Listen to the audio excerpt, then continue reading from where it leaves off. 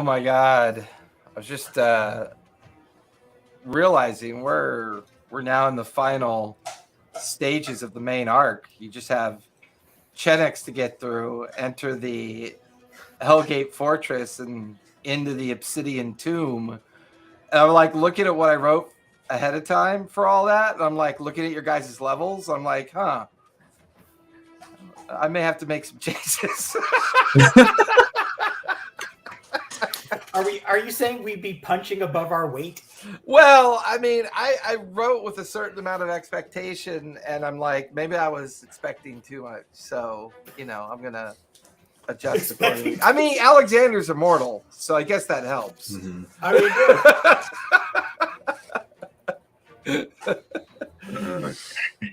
Yeah, I would suck if I died here. I am exhausted. I think you all have exhaustion.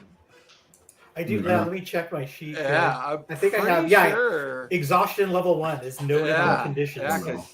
Being in the fell has its challenges. But where we last left off, the team had awoken from their long rest and dealt with a couple things. One, Tyr's sudden hunger pains for consuming Wintrude. That was successfully dealt with. But the overall apathy and dark gloom nature of the Shadowfell is beginning to take its toll on the members of the party. Not to mention Gelmir once again trying to make a meal out of a beastie that tried to make a meal out of Gelmir. But the team gathered themselves with Tyr's paranoia, Gelmir's apathy. Shogo's got a bit of paranoia going on as well. And Alexander's kind of like fear, maybe some pervasive fear of some unknown reality. Meanwhile, Wintrude seems to be the only one that is managing to hold on to some semblance of sanity. The team find their way into the dead forest, and they head towards the horizon of the fortress walls and buildings of the Shadar. And here during this journey, they come across a strange wandering zombie horde. One possibility is as the fell and the forest take the life of creatures, they seem to potentially join this zombie horde. Continuing further, the very nature of this place seems to be constantly challenging the individuals as well as the party as they continue to pursue their way through this darkened forest until finally they come across a necrohag. This necrohag is in the middle of some ceremony. They manage to deflect her and to get her distracted enough that the very ceremony itself consumes the hag, affording the party the chance to free Wintrude's sister. There's somebody who did this because somebody slammed into the cauldron, right? One of my spells was the thing crack the spiritual hammer. Yeah. Okay. Yeah, the spiritual weapon was used to attack the cauldron, right, which caused the crack. And then, unfortunately, the necrohag did not make its save and was actually consumed by the ceremony. At the end of that, Tyr had gone over to aid Wintrude in retrieving her sister, while Shogo, Alexander, and Gelmir began to search the premise and search the area that the necrohag was a part of.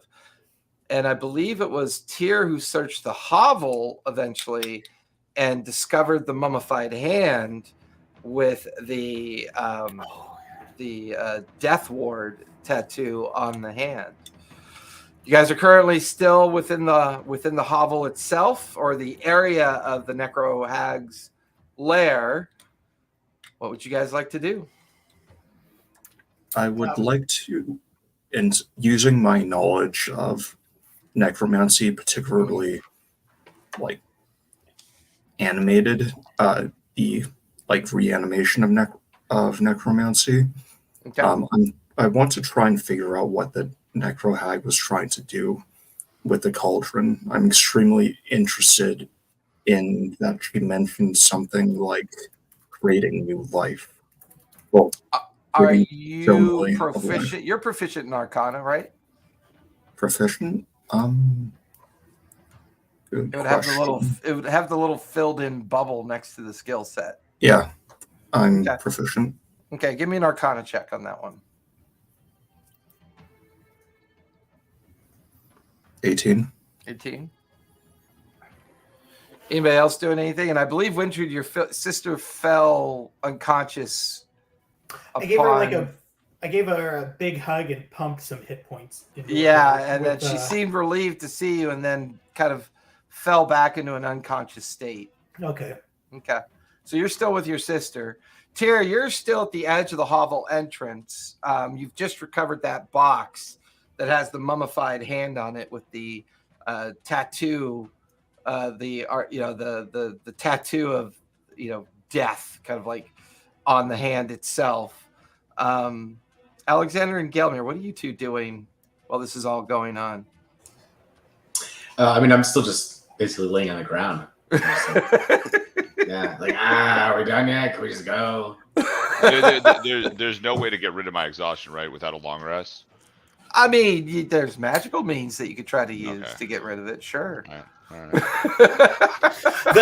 The bad news is I've burnt all 2 of my spell slots because warlocks just abound with. Hey, Tyr, ability. I just realized that you do have the hand now. I need you to give me a wisdom save, please, if you would. I don't think you actually touched it. I didn't touch it. I In the just box. did the box. No, he's just got the box. Yeah, Okay. he has it. He just hasn't touched it yet. That's all I'm saying. 16. 16. Okay. Also, I believe there was a kind of response from the blade for the first time after interacting with the hand as well. So What did the blade say again? Or Jason, if you're able to just recap it real quick. Sorry. I guess there wasn't any description at the time. Is there more? Yeah, I mean, really, the blade just seemed to have a with the affected area and everything that's going on. The blade at first was mysteriously silent, but now that you've come in contact with this hand, as well as you kind of did that pact, you made that agreement, and that seems to now create this like perpetual voice in your mind. Like you could never really quite hear what it's saying, but it sounds like whispers and commentary and reminders, and it's always these just gentle whispers that have now become persistent in your mind because you pulled a card. Mm-hmm. And that card created an agreement of sorts. Can I cast message at my sword Sure. or attempt and ask what's going on? No, what's the deal? What's the issue?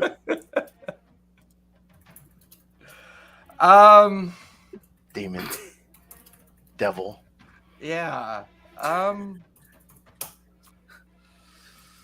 As you watch Shogo kind of go over to the cauldron, Gelmir is like just face down in the muck and mire.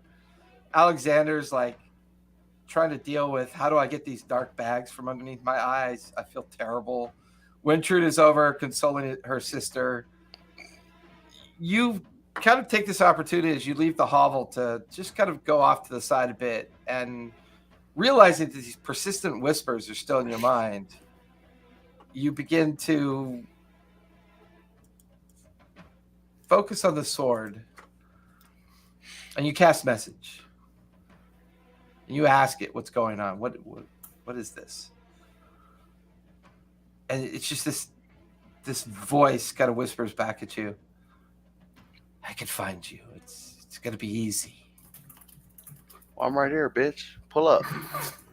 Well, I'm aware that you know, leaving another plane of existence isn't easy, here. At least give me an opportunity to try to find you. I don't actually know where right here is. If you take the blade across your hand, it might be easier for me. What are you trying to get at, man? I mean, you made the deal, not me. What's the deal? What deal? You pulled the card. I made no such deal. You're such a liar. It just laughs in your mind. Well, then if there's no deal, just pull the blade across your hand. Fine, I'll pull the blade across my hand. So you pull out the blade and pull it across your hand.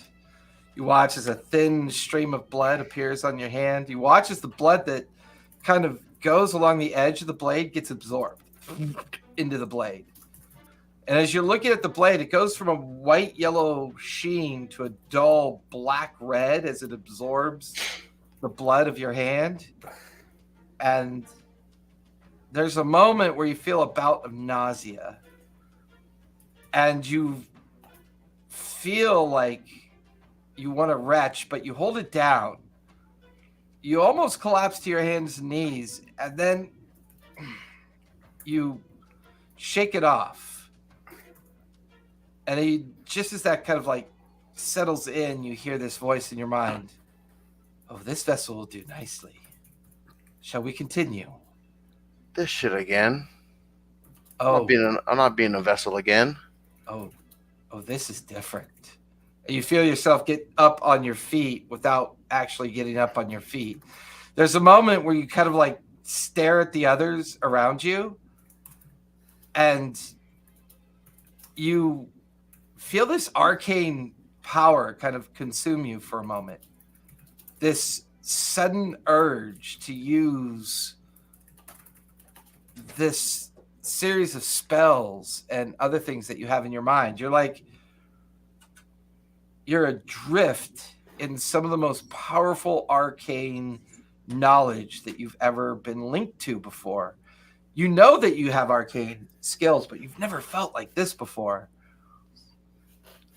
Your embodiment of setting the first tomb and then setting the second tomb and the third and the fourth. You have vision after vision of the 6 tombs set in place for the purpose of opening the Hellgate. Until finally you stand in front of your own tomb and you just feel the apex of all this arcana power just pour through you. And your eye kind of dilates backwards into your own mind. And then just this soft, this will do. This will do fine. So is Tyr the vessel or is the sword the vessel? Oh, it is.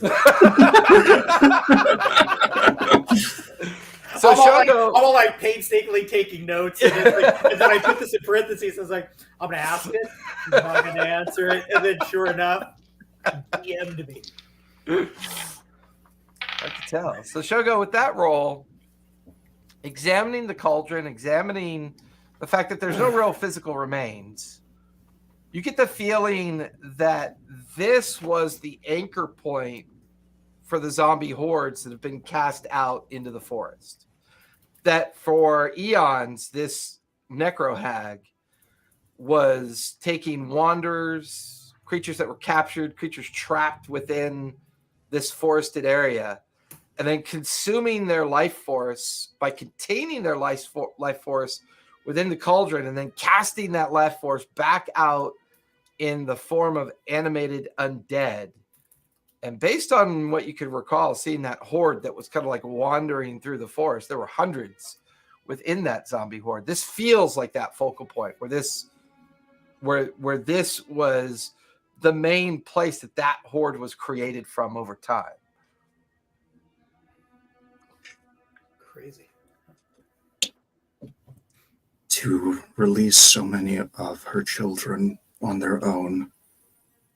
What a terrible parent. I'm glad she's gone. Can I? Go ahead. I'm wondering if I can learn anything from the spell work, something about how to, like, potentially begin to replicate the effects. I'll say from that same Arcana check, you get the feeling that the cauldron was the anchor to what the necrohag had become. If you were to mend the cauldron and then attune to it, maybe you could figure it out. I take a look at the cauldron to see if it has any remaining magic or if that has dissipated now that it has been broken. Give me a charisma save as you begin to examine the cauldron, please. Everybody else, I need con saves. Shit. Con saves. Okay. 10. 10. Con save. 5. 15. I'm gonna 6. clip that one from Alexander's audio. 5. 15. What did you get, Kelmer? 6. 6. Tier 15. 15, and then Wintrude 21. 21. God damn, Wintrude, that con is just keeping you from. I don't know. It's like, look, I just at this time I even switched. I was rolling physical dice last week. This week I was like, oh, I'm just gonna mess with D&D and see what happens.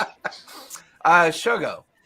So as you begin to examine the cauldron to see if there's any remnants of magic in it, you feel compelled to try to attune to the cauldron.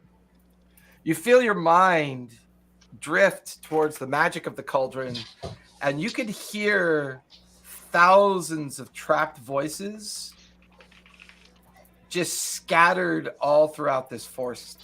Like you can feel thousands of children that want to rise and walk this place. You feel compelled to repair the cauldron because you think if you do that, that might release all of them. I am now convinced of my new role in this place. Do you have mending by chance? Let me see if I even have access to it. If you have I don't- access to it, because you're technically a cleric, right? Yeah, do Yeah. clerics normally have access to that? I don't know, but I'm trying to think of how would your magical nature try to repair this cauldron? Because you're compelled at this point. You know that it's important and you want to get it done. Basically, worm guts crushed and turned into an adhesive paste, melting the metal together and combining with it. Ooh, I like that. But let me where's my manage spells everywhere. Okay. Gelmir, as you lie on your face, you have this like side eye going on. You can see, like, you look over towards Tyr, and he is consumed by a shadow. Like, just it's around him and kind of like warping off of him. You look over towards Alexander, and there's a shadow around him as well. You look over towards Shogo; they are consumed by shadow. The tattoo that you were given back in the temple, Gelmir, begins to hurt. You really adopted the dog. Why do people get tattoos when they hurt sometimes? Begins to burn. Ow. Begins I don't know to if this will do. I don't know. sear. You're like, now you're clawing at the tattoo, trying to scrape it off your skin. I don't know if this will do anything, but it would be probably my first reaction is to activate that globe of invulnerability spell in my armor. Yeah. Mm. You activate it, and it like it encases you and gives you a moment of respite from the conditions around you. And you look down, and the tattoo that you're kind of clawing at, take 3 points of piercing damage from it, because you're trying to scrape it off your skin. But as soon as that invulnerability globe popped up around you from your armor, you don't feel as compelled. The voices diminish in your mind, and you get a bit of a respite. You can hear your own voice again. You can hear your own sense of self again. But Guess what? the globe is transparent, so you can still see Tyr, Alexander, and Shogo being slowly consumed by these shadows. Wintrude is the only one that you don't see consumed, but what's really weird is that as you stare at her, like, just kind of being with her sister is almost like being held by a separate shadow. Like, the unconscious form of her sister is being held up by a shadowy silhouette. It feels like there's other things here that for some reason, now that your mind is free and got this moment of pause from this forest, you're now able to see these things, these influential creatures that seem to be attached to everybody except Wintrude herself. So far, you don't see a form directly attached to Wintrude. But as you look around, you see a shadow probing the edge of the globe that you just produced. It's like clawing across it, tapping on it with a extended, blackened, smoky finger, and then moves across it and taps on it again and crawls up to the top and taps down towards you as you seem to have severed the connection of that shadow to you. Can I try to attack my shadow? Unfortunately, because you failed, you can't see it. Okay. You have no sense of it. The only thing you have sense of is fear. Tears is paranoia. Shogo is a bit of fear and paranoia. Gelmir, yours was apathy. So these shadows feel corresponded to you, Gelmir, because of the brief detachment. How long does the globe of invulnerability last for you? So it lasts a minute. So this is what Okay. I'm going to try and figure out in this short period of time. Okay, we'll say you take all that in, Mhm. and then you're now going to figure out what to do as you realize you only have so much time. Yeah, so I'm trying to figure out how they're attaching or like latching on to a degree. Like, are people breathing in these shadows, or like is it psychic? Because I want to try and figure out a way to like maybe stop them from getting to me as soon as this globe drops. So because you use the globe, and that'll give you some insight, you can either give me Arcana or Insight with advantage. Because you used the globe, and it gave you some immediate kind of like understanding of what was going on. 21. 21. Nice. And that was at disadvantage? Oh, technically that's a regular one, right? Yeah, I thought you said advantage. Well, yeah, but you have a point of exhaustion, right? Oh, yeah. So it's a skill check with disadvantage, but you had advantage, so it should be regular. I'll reroll. There we go. 19. Oh, shit. That's still just as good. Yeah. I have a +6, so. Bastard. Hey, I've got a +95. Disadvantage is going to be okay. I've got the skills that pay the bills. Nat 1 for a total of 96. Yeah, exactly. Bonus. How would I do this? How would you figure this out? So the globe of invulnerability allowed you to realize that whatever temporal connection has occurred here, you severed. Seeing the shadow tap on the exterior of the globe, you begin to realize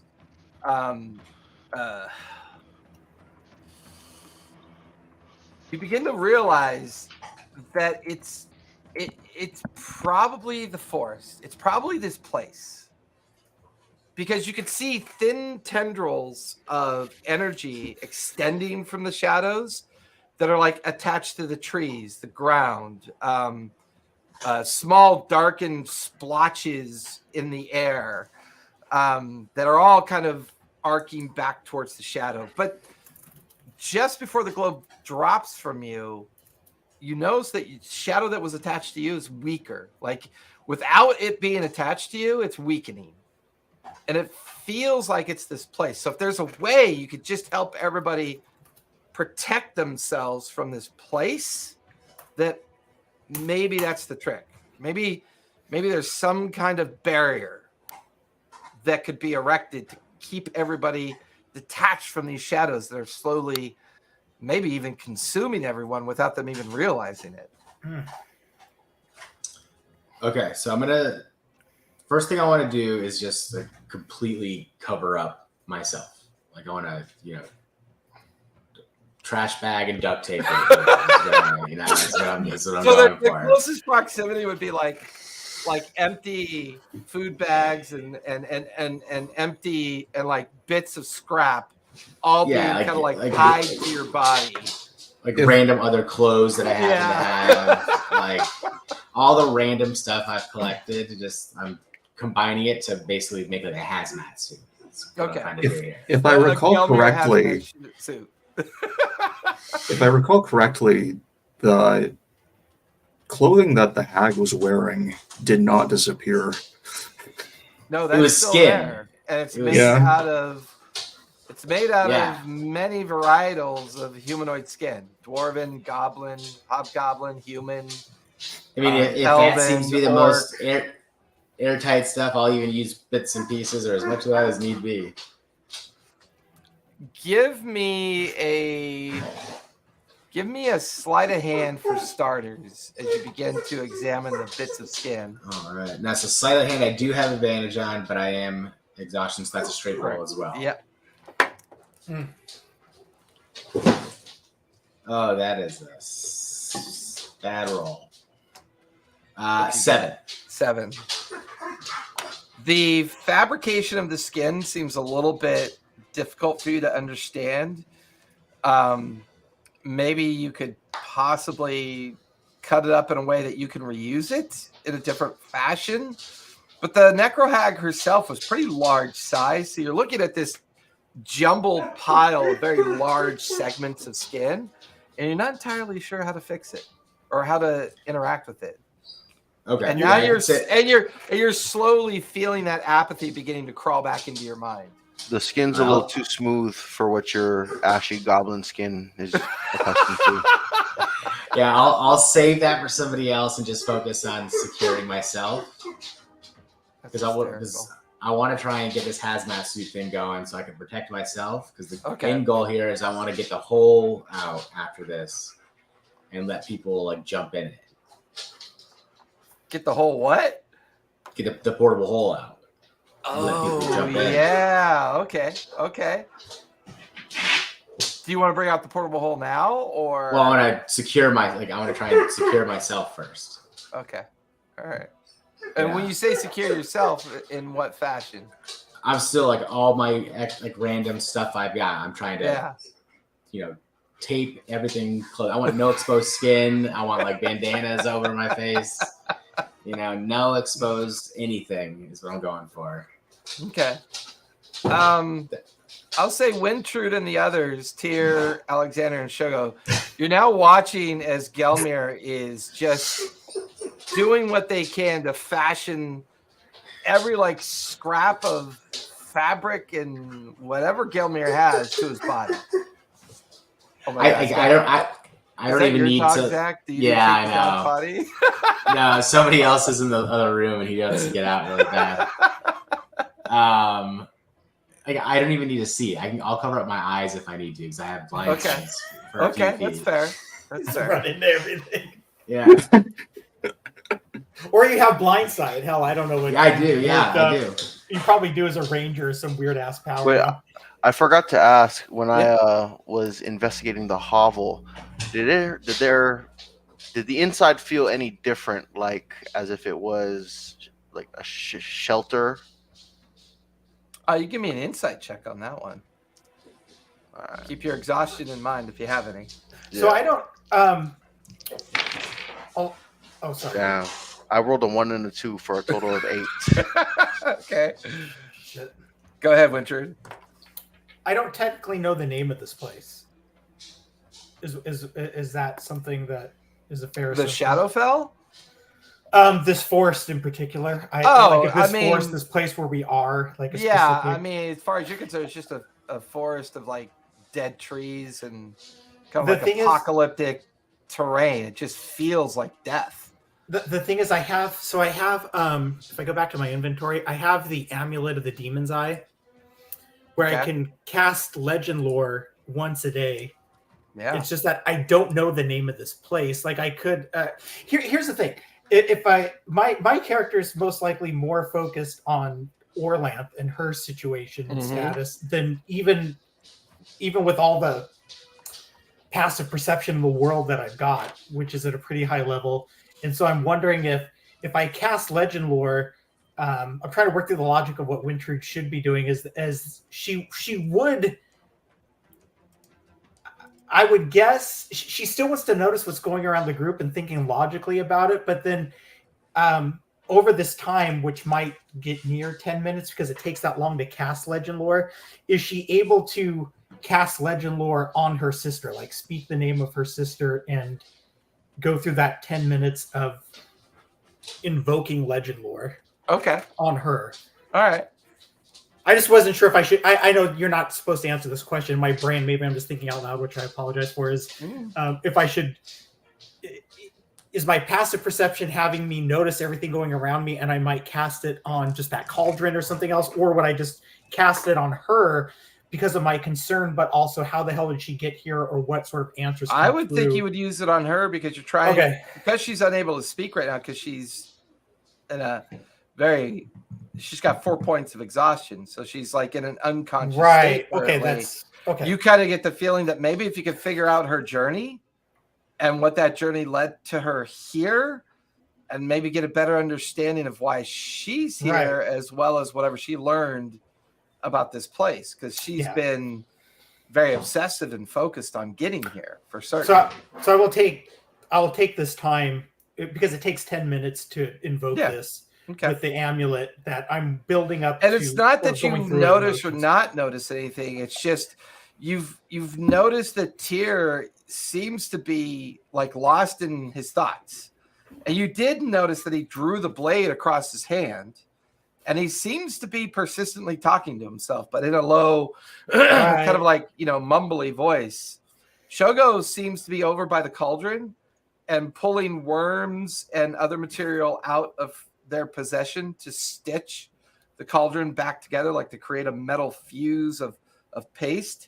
Meanwhile, Alexander just seems very concerned about his physical condition. Like he's lost in this like idea of being so exhausted and trying to get out of this mental condition. What I described for Gelmir is because he was in the Globe of Invulnerability. But now you're watching Gelmir just ad hoc start wrapping things onto his body, and then finally you watch as he takes this huge piece of cloth and just wraps his face up in it, as if maybe this will help him, like with the madness that's around him. Although you're not really sure how that's going to help. So my first instincts are to try to address all of it or figure out all of it, and then from the wisdom and intelligence that I've gained in all my adventures with the group, and even with Shogo, I was just like, I got to focus on what I think is actually going to provide some answers and satisfy my own curiosity. Because and then just be like, not to shut it out fully, but be like, okay, I got to do this one thing because I can't do all these things. I can't fix all these things. And Tyr, I would suggest that while you're in the hovel, when you were getting the hand, that it felt like a place that the hag just kept things. It's mostly refuse and detritus of centuries of existence. Around the exterior of the hovel are bones and decaying matter and material. And I'll say, because you took the time to actually do all that, you're beginning to realize that the mound that you guys all walked up to get closer to the necro hag is literally made of hundreds and hundreds of physical remains. Like you could see a bony hand jutting out from underneath some trash and bits of rotted fabric. You could see like a foot sticking out. You could see a crushed rib cage, different skulls and various degrees of decay, and like broken, fractured jaws and teeth scattered about and eye sockets of skulls half buried. That's when you begin to realize that the hovel, this all feels connected. Like you're watching Shogo over at the cauldron. Wintrude seems to be in the midst of some kind of casting. You see Alex and Gelmir and all of, but there's still something about this place that feels connected. But you're not entirely sure what it is.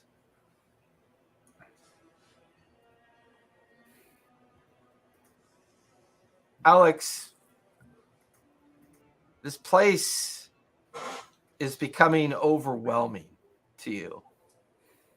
Your original reason for coming down here to seek that fortune and fame, to bring it back up to the surface and therefore bolster the importance for you to get into the right crowds, use your wealth to get you access to things you've never had access before. You're becoming to get angry at how dangerous this has become. You're getting frustrated, and your sense of fear is turning in on itself. You begin to look at the others, and your mind begins to blame them.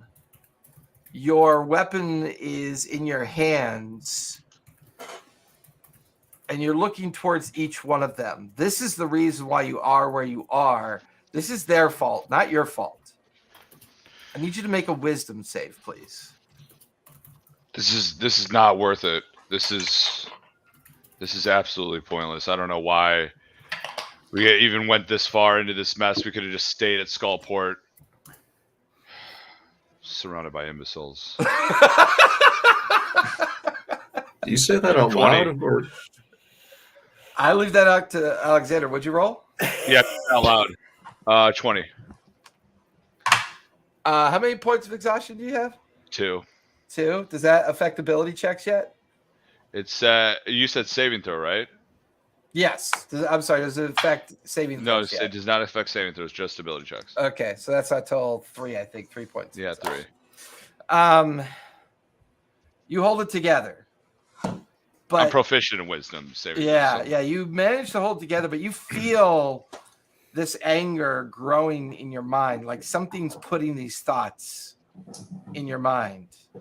And you hear these gentle whispers just kind of trying to convince you. Like one whisper goes, well, if Wintrude's book was so accurate, why are you here? Why are you surrounded by all this death? And then another whisper kind of comes in. Look at that idiot goblin. Does he really think that all that shit is going to protect them? And then you know, another whisper comes in. Why do you have an undead creature following with you? It clearly doesn't care about the living. And then another voice creeps in. That bard. Clearly they've gone insane. Look at the way they draw their blade across their hand. Like these whispers are just pummeling in towards you, but I've been insane.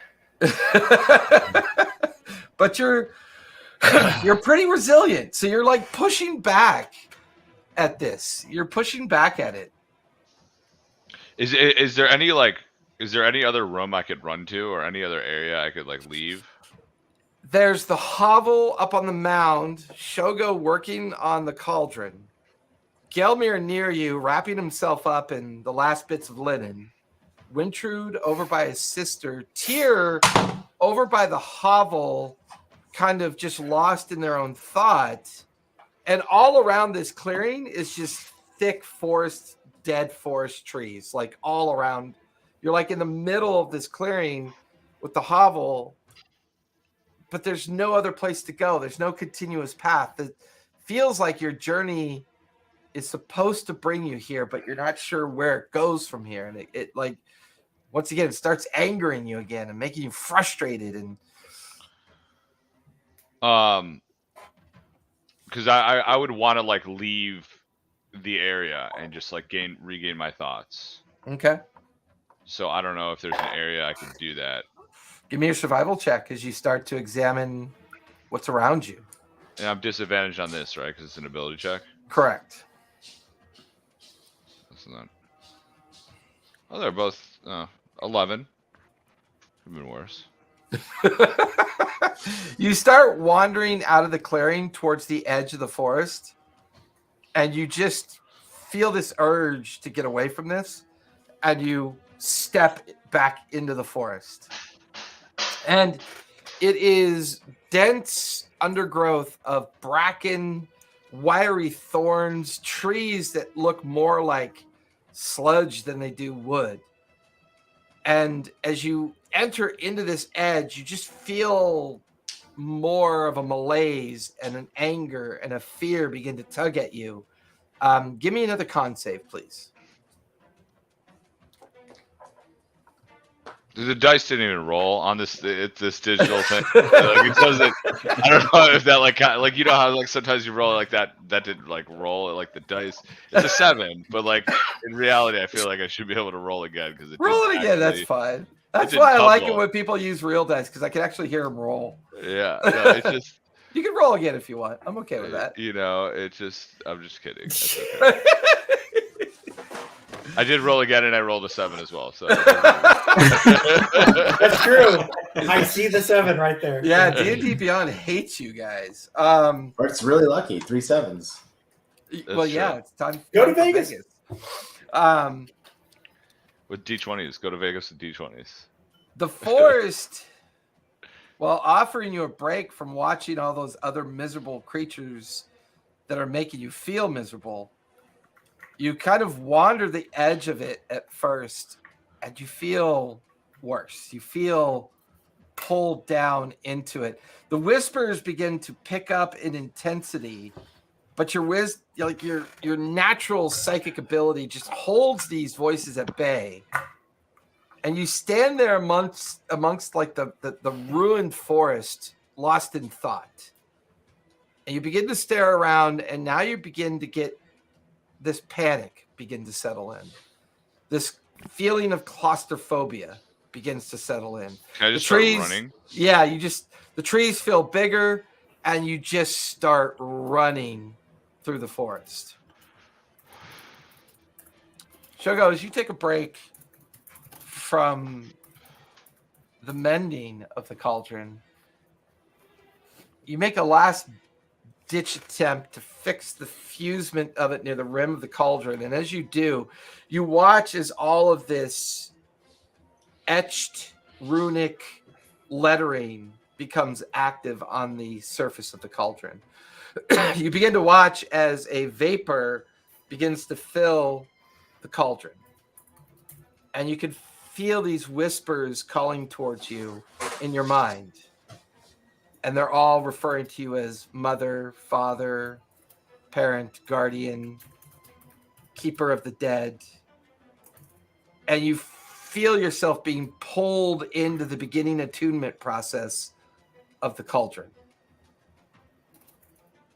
Do I notice the sound of Alexander running off?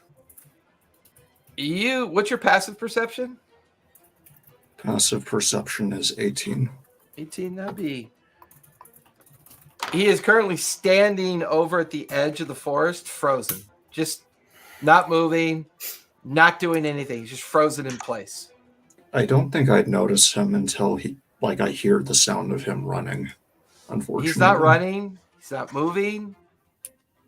He's just frozen in place over by the edge of the forest. As concerning as that is, I don't think I would have reason to notice him. It's almost In like that he's just case. frozen there staring. Like he's holding his weapon, ignoring everything around him, just staring at the edge of the forest. Everyone's acting weird. Depends on your perspective. Yeah. I take this moment to look inward, and I know this place is messing with everyone. These thoughts seem real, but do they feel like my own, or is something giving them to me? far I as you can basically tell, take a they- moment. I mean, as far as you can tell, they're your own. I take a moment of introspection to see if basically I've had a horrible time here. In fact, I saw basically one of my worst nightmares come to pass. Even if it was an illusion, it still shook me. But I mean, you can give me an insight check on that. All right. Insights. Here we go. With disadvantage, right?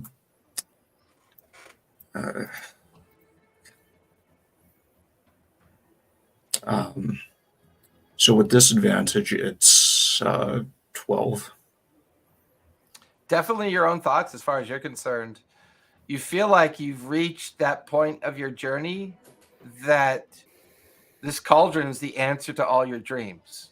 This is the cauldron that this magic relic is what has convinced you that your ability to control all manner of those that cross over and to give them their relief and freedom. I mean, the mastery of life and death and the understanding of what it is to control the dead lies here in front of you. And as the cauldron fills with vapor, suddenly all the voices in your mind begin to dissipate. And this is it. This is what you've been looking for. This is the attachment. This is the item that's going to answer all of your questions about death. Yeah. What's actually interesting is that my deepest desire is not actually to control life and death. It's to understand how to heal myself. That no longer exists. Oh, okay then. So it's been There's overridden. just this is an overwhelming sense of whether it's connected to your backstory or not is irrelevant. What you're feeling right now, what Shogo is feeling, is that the revelation of what death is and means and what it means is here. I misinterpreted what was going on. No, that's fine. Yeah. It's like the cauldron is forcing you to attune to it. So all your traditional thoughts and feelings are being overwhelmed with the sudden realization that this cauldron's become more important to you than anything else. Do I still have the desire to free the dead? Or just to control them now? Now it feels like freeing them is controlling them. And controlling is freeing them. Like the two don't seem desperate or disparate to you anymore. They feel the same. Mm-hmm. I think I tear my gaze away from the cauldron. I can see everyone behaving extremely strangely. With the one that concerns me the most at the moment is Alexander, because he's, potentially, like, he's almost left. So I'm going to walk up to him and try, I walk up to him, seeing if he reacts, and try to cautiously, Alexander, what are you doing? As you do that, his eyes are wide open, unblinking. Tears are streaming from the corners of his eyes. He is frozen, not moving, like he's just physically unresponsive. And there's this look of panic. And every now and then you watch as a cut opens up on his face. You then watch as a cut opens up on his hand, one on his chin. Mm-hmm. Alexander, you've been running through the thorn bracken for well over an hour now, breathing heavy and harsh. You can feel the thorns slicing into your arms, your face, your chin. You watch as now dozens of small cuts are opening up on his face, his hands and arms, Shogo, and he appears to be frantic, both with terror and anger at the same time. Seeing that he's not a danger to me, I basically... What? know how I feel about that. I was afraid to touch him at first. Yeah, like, that's fair. I saw Yeah. a tear try to eat Wintrude. But I basically started taking his vitals, trying to diagnose what's happening to him. If He is it's sweating. He's breathing rapidly. It's almost like he's running without moving. I'm trying to see if Alexander, take 12 points of slashing damage, please. I'm trying to determine if there's a physical or magical cause to what's happening. Just trying to figure out why he's A, catatonic, and B, why he's being cut open. So as everyone else is doing all of this, Wintrude, you finish your ritual cast. And you're focused on your sister. Your sister has been obsessed with trying to find something called the Hell's Gate or the Hell's Gate Mouth. Focusing on her, it's revealed to you that her main focus is an object of immortality. Not so much for her own use, but this infamous wand that is said to be in the possession. A wand? A wand that is said to be in the possession and was buried or entombed with Halaster Blackcloak. Okay.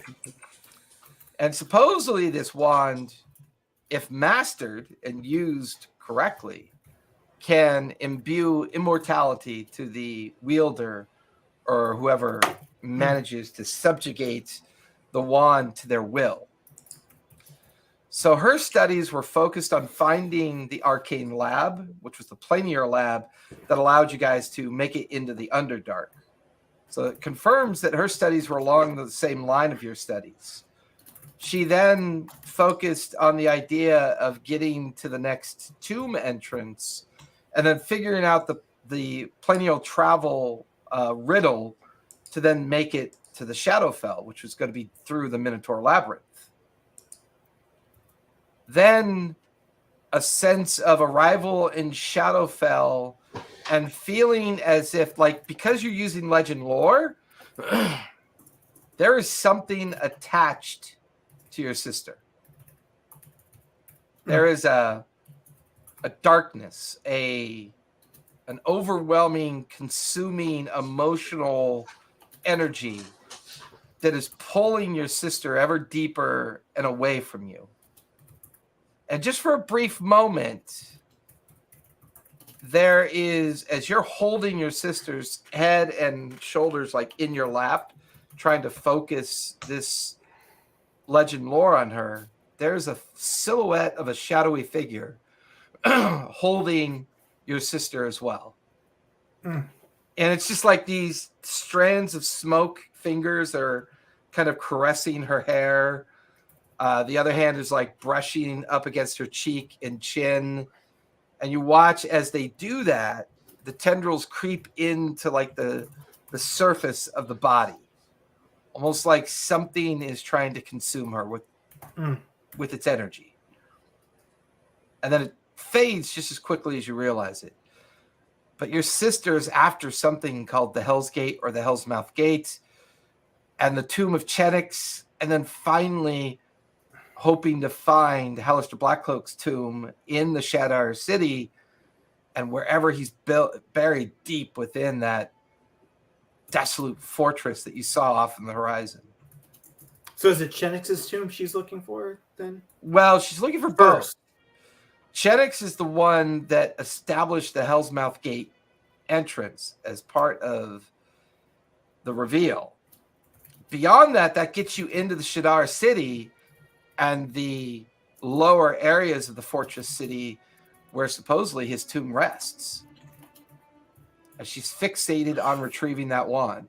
I guess what I'm asking specifically is, so like it's kind of like a procession she's seeing. Is Orlanth was like, first I got to get to the Hell's Gate, Chenix's tomb. Chenix's tomb leads me to Halaster Blackcloak. and to the fortress Resting city of place Shadar. Of in the the Shadar, fortress. yeah. Okay. I'm just kind of noting stuff. But she has no knowledge or gained any knowledge regarding the forest. Okay.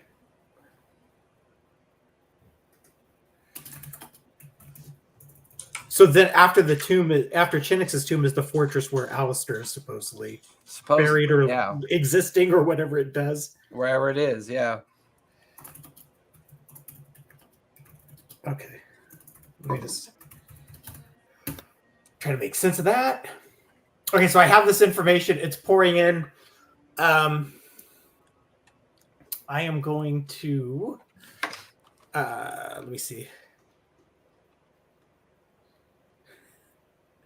Having noticed the shadow figure around here, just out of instinct and not even thinking too hard if it's actually going to be useful, I place my fingertips on her forehead and cast light. I don't even know what I'm doing. Like, if I just kind of look and take all this in, and I like hold my head for a second and then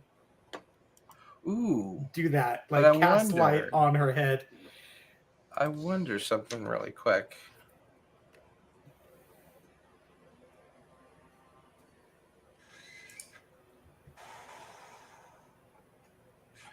Okay.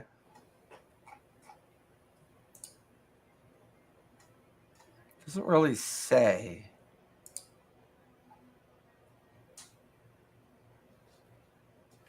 Doesn't really say, but I like the idea of it. So as you cast light on your sister's forehead, and you watch as the light begins to crawl across her face and her hair, there's a moment there where the darkness around her fades. Like this place is gloom. Like there's no light here other than like the persistent feeling of twilight. Looking over where Tyr is by the hovel, Shogo is now standing over by Alexander. Gelmir is getting ready to pull out the portable hole after he thinks he's making himself safe. And he's beginning to pull out the portable hole. As the light kind of broadens around your sister's face, the shadow and gloom around her fade, but then is immediately consumed. Like it gives it a brief respite, but that gets consumed again fairly quickly. Oh man. I have to I need everyone to give me con saves, please. Is this a disadvantage con saves, or it depends on your exhaustion? I only have one level of exhaustion, which is ability checks. So it's just ability checks. Okay, but I definitely failed. I think I got a well, hang on. Let me, before I say I failed, hang on a second. Shogo, what'd you get? Pull out some magic. 22. I got 6. Okay. Alexander, what'd you get? You're mute. You're muted. 17. Okay. Wintrude? Let me roll a d4 here to add to my roll. Tyr? 6. 6. Oh, Shit. 11. 11. Okay. Gelmir, what'd you get? It was like sitting on a natural 1. The last minute moved over, and I got 15. Okay. Tyr, for you take the sword that's in your hand and you immediately lop off your left hand. You just pull out your sword and your left hand comes off. This was a con save? Yeah. As you lop off your hand, you reach into the box, pull out the mummified hand, and you slam it onto the bloody stump. You have healing word, right? You can cast healing spells? I have healing spells, yeah. Okay. Pick whatever your lowest level healing spell is. Okay. And healing word. You fuse the mummified hand to the stump of your arm. Some dark shit. And then you begin to feel the fingers react as you move the fingers of your new hand. You blink, and you wipe at the sweat, and you don't know why none of it hurts. And then as you blink, it's just your hand. The sword's fine. You're like, but there's no mummified hand in the box. So What the just hell? don't feel bad, Tyr, because if you played through Tears of the Kingdom, everything's fine. You're gonna have you're gonna rewind time.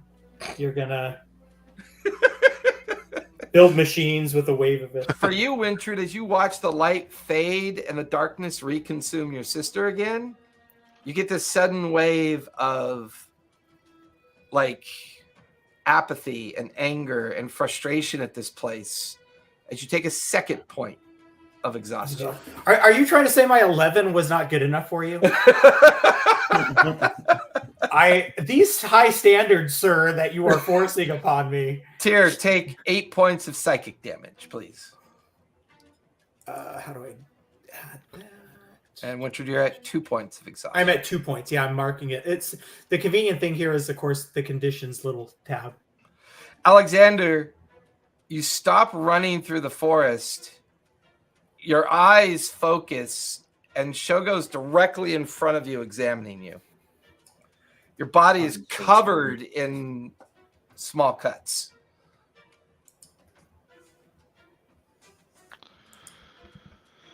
I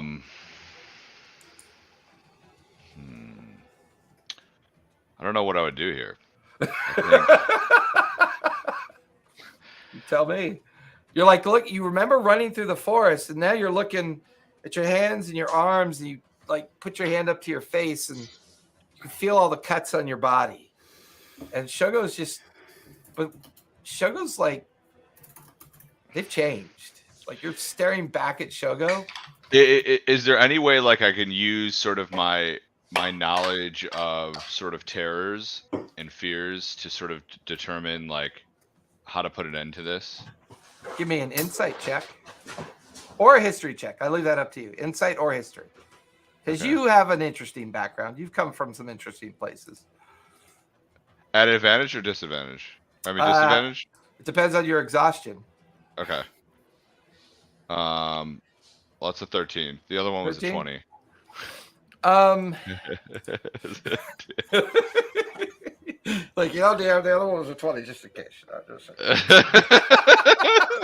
You cancel that disadvantage. Persuasion mumbles are my favorite mumbles. I put the DC at a 15, so you can remember during your travels, there was a bardic song that you remember listening to in a tavern. And what's happening here is reminiscent of that song. Like, you know this place is bad. This place is the problem.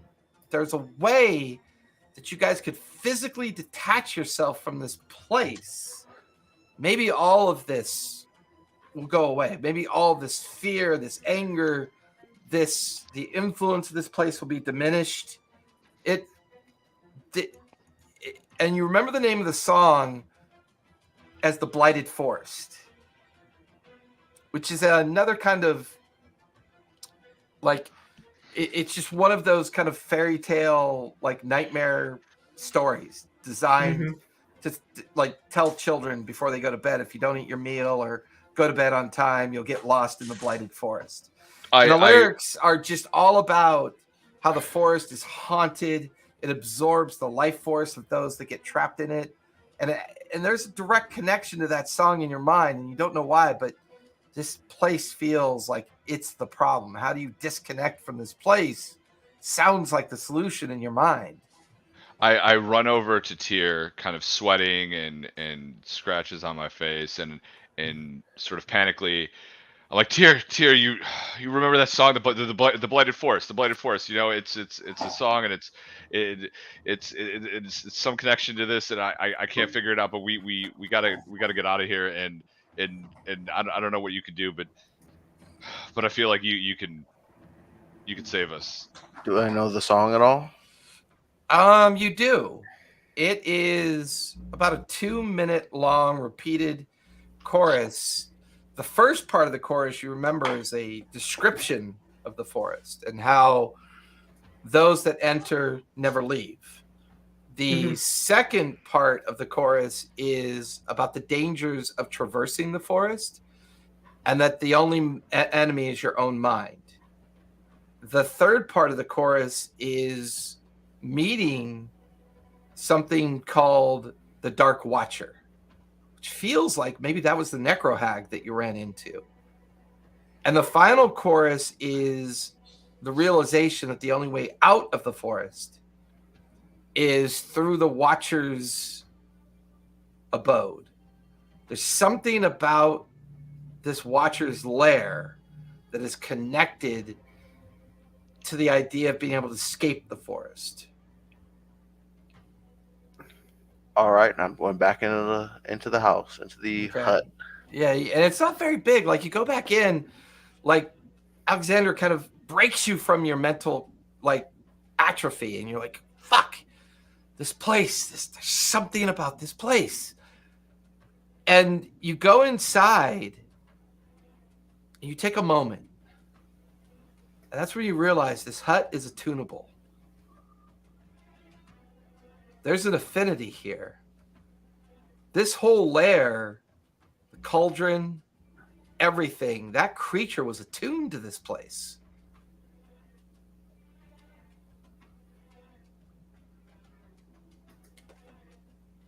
So can I attune to it? You want to try? Sure. It'll take a little while to do so, but you kind of settle. Alex, you watch as Tyr. Do you tell Tyr that you're going to try to attune to it? Or tell Alex? Oh, I'm sorry. Tell Tyr. Tell Alex that you're going to try to attune to it? I'll tell him wait. Wait outside. Alex, what's your passive perception? It's not great. It's 12. 12, okay. You would not notice his funky hand at this point then. So, Tyr, you kind of crisscross applesauce in the middle of the hovel, and you put your hands onto the ground. You know, you could feel the bones and remnants of all the creatures that have succumbed to this place in your fingertips, and you begin to try to attune to this place. Shogo, you watch as Alex goes running over, has that interaction with Tyr, and Tyr is now sitting inside the hovel. Gelmir, portable hole's out. And everybody's just like frantically kind of lost in themselves. You're mute. You're mute, Gelmir. I was giving you my best Gelmir, and no one was responding. That really sucked. Everybody get in the hole, and I'll carry us all to freedom. Gelmir, you roll out the hole. I figured this place out, you know, so yeah. I'm immune now. Alexander's over by the hovel just outside. Tyr's lost in his thoughts. Shogo's there, and Wintrude's there. So Shogo and Wintrude, you could hear Gelmir pointing at the portable hole that's now open. There's air in there, right? Just I'll open it every couple minutes. I am in the middle of Gilbert doing this. I was reaching for my like a journal and something to write with, and then I put that stuff down and I just start rubbing my eyes and I do like if I could do like what Alex was doing, since I have this amulet that will allow me to just make a straight roll on insight. I'm trying to figure out just, am I thinking this for real? Is it the shadow that's influencing me? Like what? Like, can I get my goddamn head straight? Right. And also, shrug this. If any of you guys have anything that's like this, where it's bigger on the inside, don't bring it in there. I have to carry it for you. And I'd like to, based on what I saw from when I cast it on Orlanth, I'm gonna just go like this and cast light on my forehead too. Just if I could get a moment of clarity, like I'm at an AA meeting. Like for you, while this place has been trying to affect you directly, you've been the most resistant and resilient to it. the shadow energy is more attached to your sister, but you're concerned about the others, right? Your mind is racing as everyone else seems to be like Tyr almost eating you. That was an obvious concern about this place. Alexander, who's like the most stoic and like bravest of the group, kind of behaving now very erratic and hard to focus on their thoughts. Shogo's initial obsession with the cauldron, and now you're not sure what they're doing. They're just standing there watching all this unfold. And Gelmir, like, swaddled in just bits of fabric and leather and rope and like this huge bandana wrapped around his face. And he's rolled out the portable hole and he's like pointing near it, but not right at it because he can't see shit. So he's guessing where he put the portable hole, and he points like near it. He's like, "Get in the hole, you'll be fine." You know, like he's figured it out. So and you also saw Gelmir give stuff away at one point, so that should be alarming. That's true. That's true. That would have happened while in the forest.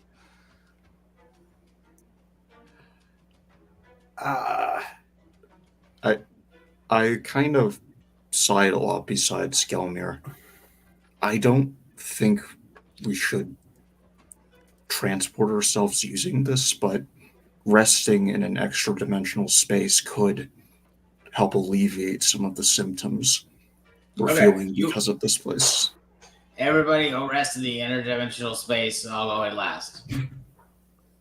All of you hear this but Tyr. Tyr's lost in attunement at this point. Let me look at there. We need to this is not I need to problem solve. Yeah, do it in there.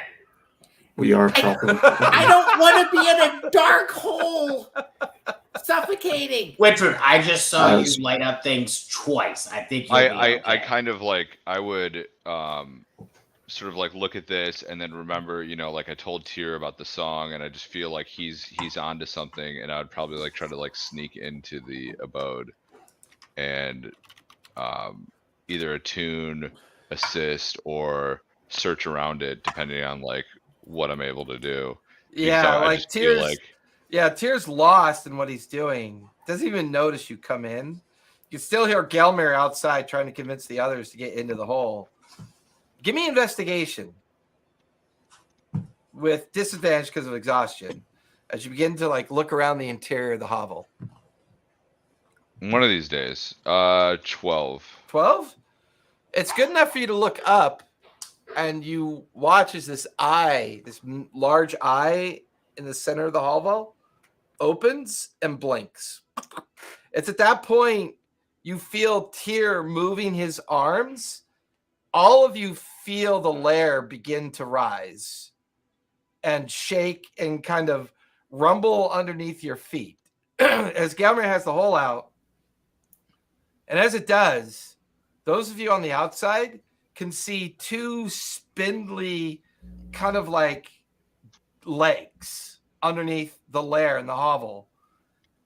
Tyr, as you're lost in this thought of attunement, you suddenly realize that the hovel, the lair, and everything is mobile. It moves as you are attuned to the Watcher's abode at this point.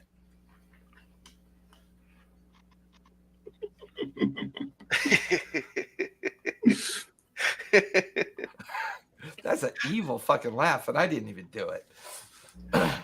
Alexander, you feel it move. Gelmir, Shogo, Wintrude, you feel it move. A 50-foot diameter space around both the hovel and part of the pile of bone and refuse attached to the underneath portion of it.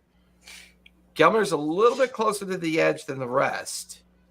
And now all of you just kind of feel it stagger, and it's walking around in kind of an erratic circle as Tyr is trying to figure out how to control this thing.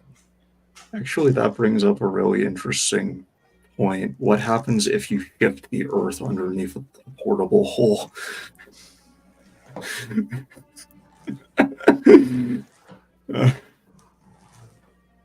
are you guys doing? I'm just staring at this new development in surprise, but kind of like going over legends of like hags that I've heard of and kind of connecting the dots here. So the last verse of the Blighted Forest includes something about how the Watcher's hut is the key to exiting the forest, right? Yep, that's what you remember it being. It's like getting that bit of info from Alexander, just your memory, and now you're beginning to like sing it, like you're humming the tune, you're humming the song. You get through the first, second, and third chorus, and now you're in the process of singing in your mind the fourth chorus. So am I now aware that like I'm assuming like the hut is now like above ground? Like I'm like, yeah, like you feel it above ground. You can feel it wobble on unstable legs, but because you've attuned to it, it's responding to you. Can I see what it sees, or can it see anything? As you're sitting looking out the hovel entrance with Alexander right to your right, who's like looking up at something, you then look up.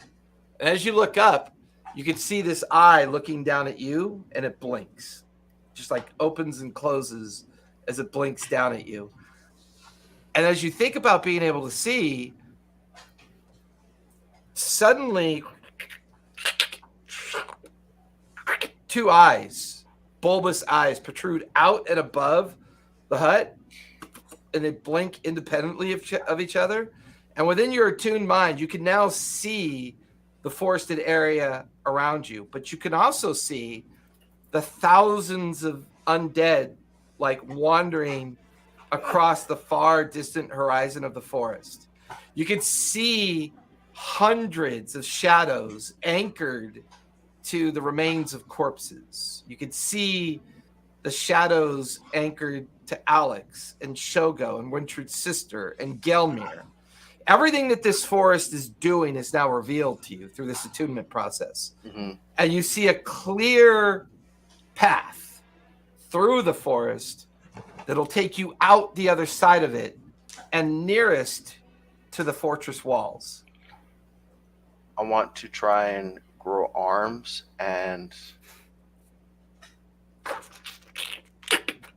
first thing I want to do is I want to try and just grab the shadow, like just come down, like grab the shadow off of Alex. Like you bring the hand and the arm in. Alex, you see this twisted, rooted, like detritus-ridden arm and hand, giant in size, kind of protrude out of the side of what Tyr is currently piloting. And as he brings it in, you can see that the fingers are made up of rib cages and femur bones. And then they stop like right behind you. And you feel all of your exhaustion evaporate. You feel all your anger and frustration. Tyr, the Watcher's hut is now holding this struggling shadow in its hand. I want to eat it. You watch this. All you watch is this like toothy mouth appears underneath the edge of the hovel's like diameter of its part of its lair, and the hand just jams in. You all feel the lair begin to move up and down like it's chewing on something. So it's like Baba Yaga standing up. I mean, it's not chicken legs, but basically it's made of the lair. It's a Gundam, Wintrude. It's like the legs are made up of dozens and dozens of like undead remains. So are the arms, the mouth. I mean, the teeth are rib bones, crunching on the shadow. Meanwhile, Shogo, as you're standing there holding your balance, watching all this happen, there's vapors and the cauldron is now active again. You can see the vapors pouring out of it. And as soon as it consumes the shadow, there's a belch from the cauldron. And you watch as this moaning face just dissipates up and away. All of you, with the exception of Tyr, look over to see Alexander. All of his lacerations are gone. He looks rested. He looks normal again. Alex, go ahead and take the effects of a long rest, and you currently have no more exhaustion. So I want to continue by eating the rest of the shadows that are plaguing the gang. Like, pull the one off Gelmir, which barely changes his attitude. Gelmir's Gelmir. That was a pretty good alternative, I guess. I mean, a little showy in my mind. I can take it or leave it. I do. And then I'm going to scoop up everybody and put them into like the hut door. Just toss them in. Plucking shadows off people. Alexander's inside. Gelmir, Wintrude, you never had a shadow attached to you. So the one that he plucks is the one that's attached to your sister. And kind of like he gently scoops and guides all of you into the entrance. And you feel this thing begin to tilt on wobbly legs and turn as the creature starts following some path. Okay. I also want to grab the cauldron and put it into. Oh, the cauldron's attached. Oh, It's like right alongside the hovel. okay. So imagine the hovel, the cauldron, and then a 50-foot diameter space of like leftover body parts and skulls and skeletons and dirt and mire kind of as the base underneath the hovel. The two protruding eyes coming up the top, the two arms coming out the side, and these spindly undead legs from underneath. And you focus on that pathway. Did we You feel actually? the hovel moving through the pathway. Could we actually see or sense the shadows being torn and? No, in fact, as soon as you feel them being pulled off of you, so Shogo and Gelmir, you'd also get a long rest and no more exhaustion. All you do is you feel the difference. You never see anything. You just suddenly feel more like yourselves. Like you just, it's like a great. Go ahead. Would I have seen it? You remember seeing it through the globe of invulnerability. That you remember seeing. But because you're no longer inside the globe, you just feel more like yourself now. Would I have has it alleviated my exhaustion or? No, because there was no shadow attached to you. But you notice that your sister's eyes flutter open. What the hell is going on? As she's like looking at you, she sits up to see this thing that she's on. And Gelmer's like, what do you mean what's going on? We just saved you. There you go. I'm gonna shoot her. I could ask the same. So I know you mentioned before the shadows were like feeding on energy from consuming the shadows with the Gundam. Do I feel like that we've grown any stronger or anything like that? Like, no, you feel like that this place, this thing that you're in control of, is both like used to navigate through the forest. It's used to create undead entities within the forest, and it's built a natural defensive mechanism against these shadows, because as you're like following the pathway out, you watch as shadows flee. Like they're now fleeing away from the hovel as it's, creature stalking through the pathway that you're focused on. You can see the horizon fortress structure of the wall and the towers jutting up in the background, and you're following that path. You feel like getting out of this forest is the priority. It feels like the main focus. So with that, let's go ahead and take our 5-minute break, and when we come back, see what happens when we get out of the forest. Okay.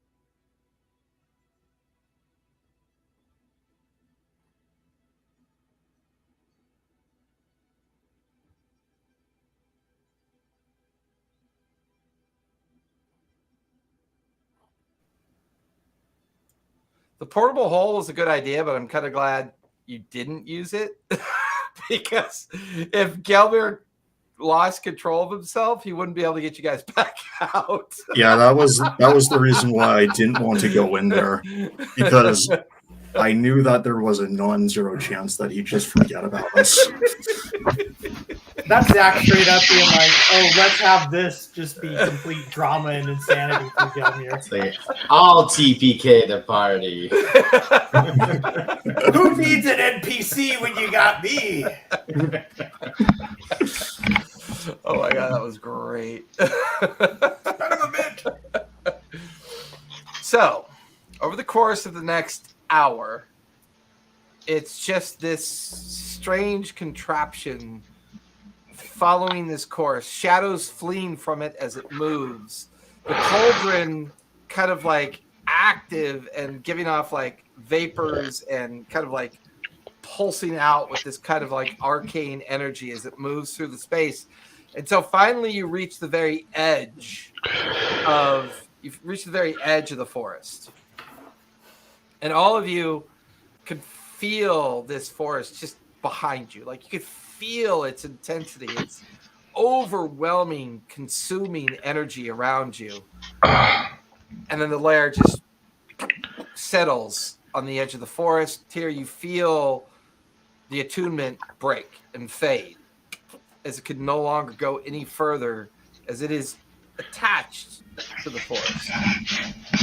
There's a sense that as all of you reach this edge, looking down this like just blasted landscape of rock and ruin down towards this huge wall, maybe about 100 feet tall, and it runs from left to right, like hundreds of feet off to the left and right, until it slams into the rockside faces of these huge mountains jetting straight up. And then beyond it, you can see these blackened fortress spires rising up by the dozen off behind the wall.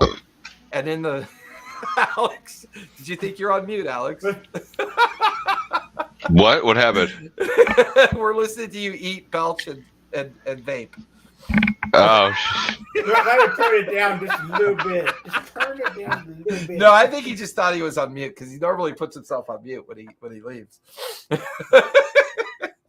And then beyond the wall, just these huge spiraling towers of stone that just look beyond old. And in the middle of the wall, this gatehouse, this huge stone gatehouse that goes all the way to the very top of the wall with a tower on either side of it, and these huge iron gates. And on the face of the gate, this devil face, just like demonic face, kind of like stamped into the iron of the gate itself. And that's maybe about, I don't know, maybe a quarter mile away from you from the edge of the forest. So you still have to get through the broken lands in front of it, and then that will put you down towards the gated entrance. And it's just this overwhelming structure all around you. All the while, the perpetual twilight, this feeling of it's never light, it's just always dark, still here. But the sense of the forest is behind you at this point. When we were traveling,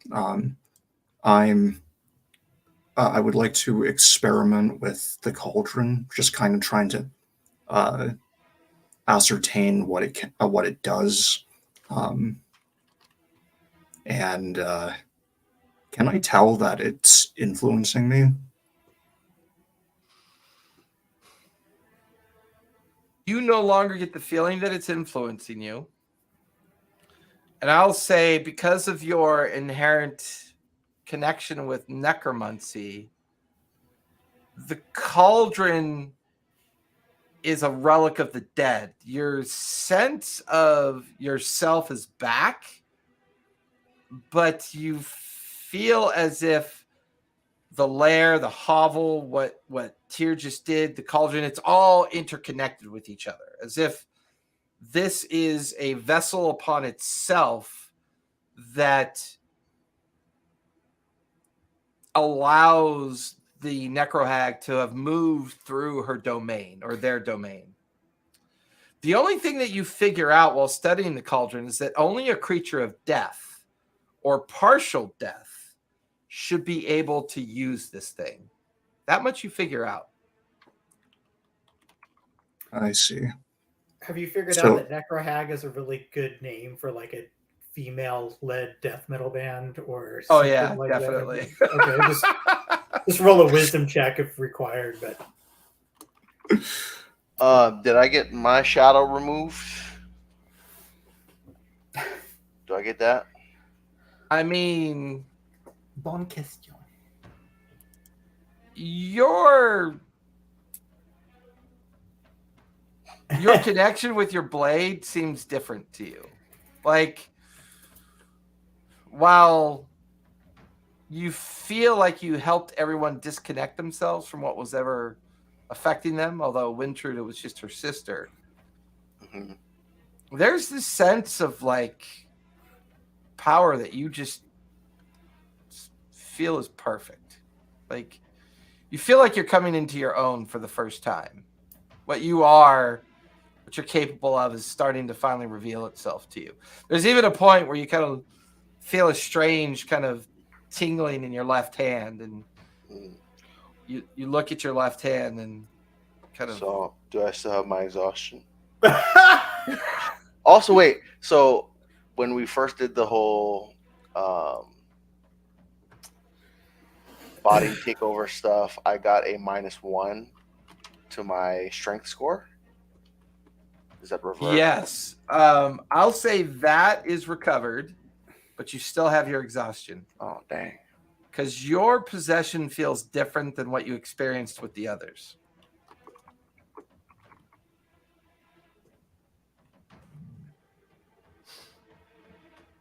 You just feel more powerful.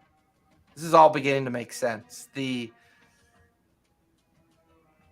card that you pulled, the realization that you figured this thing out, saving your friends. This just all feels like more and more power being revealed.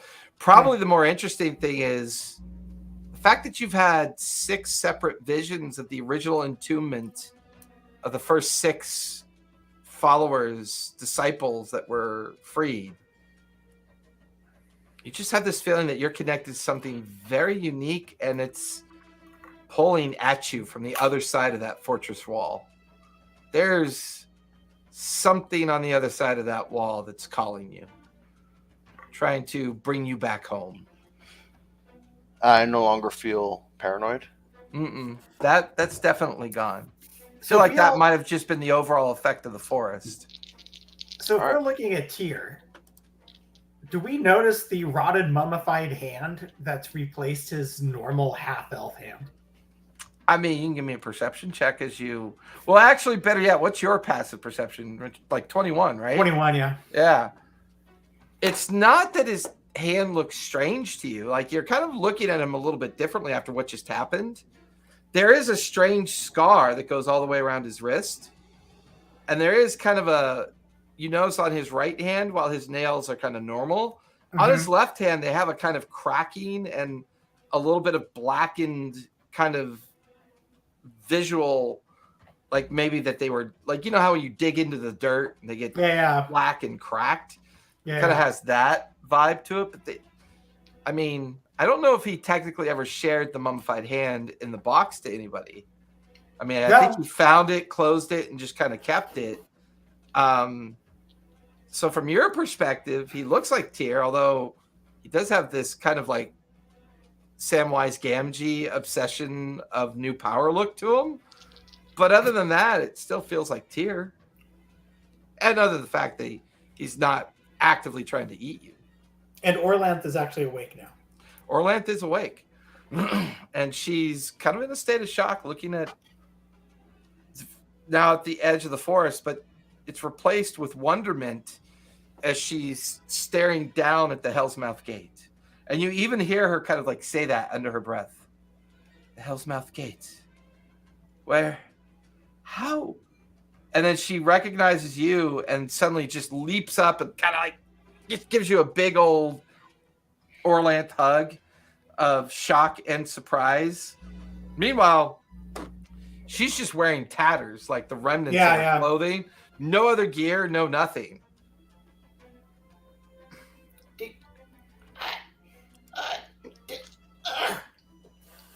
What's going on here? Well, this is my sister. This is my sister Orlanth. What?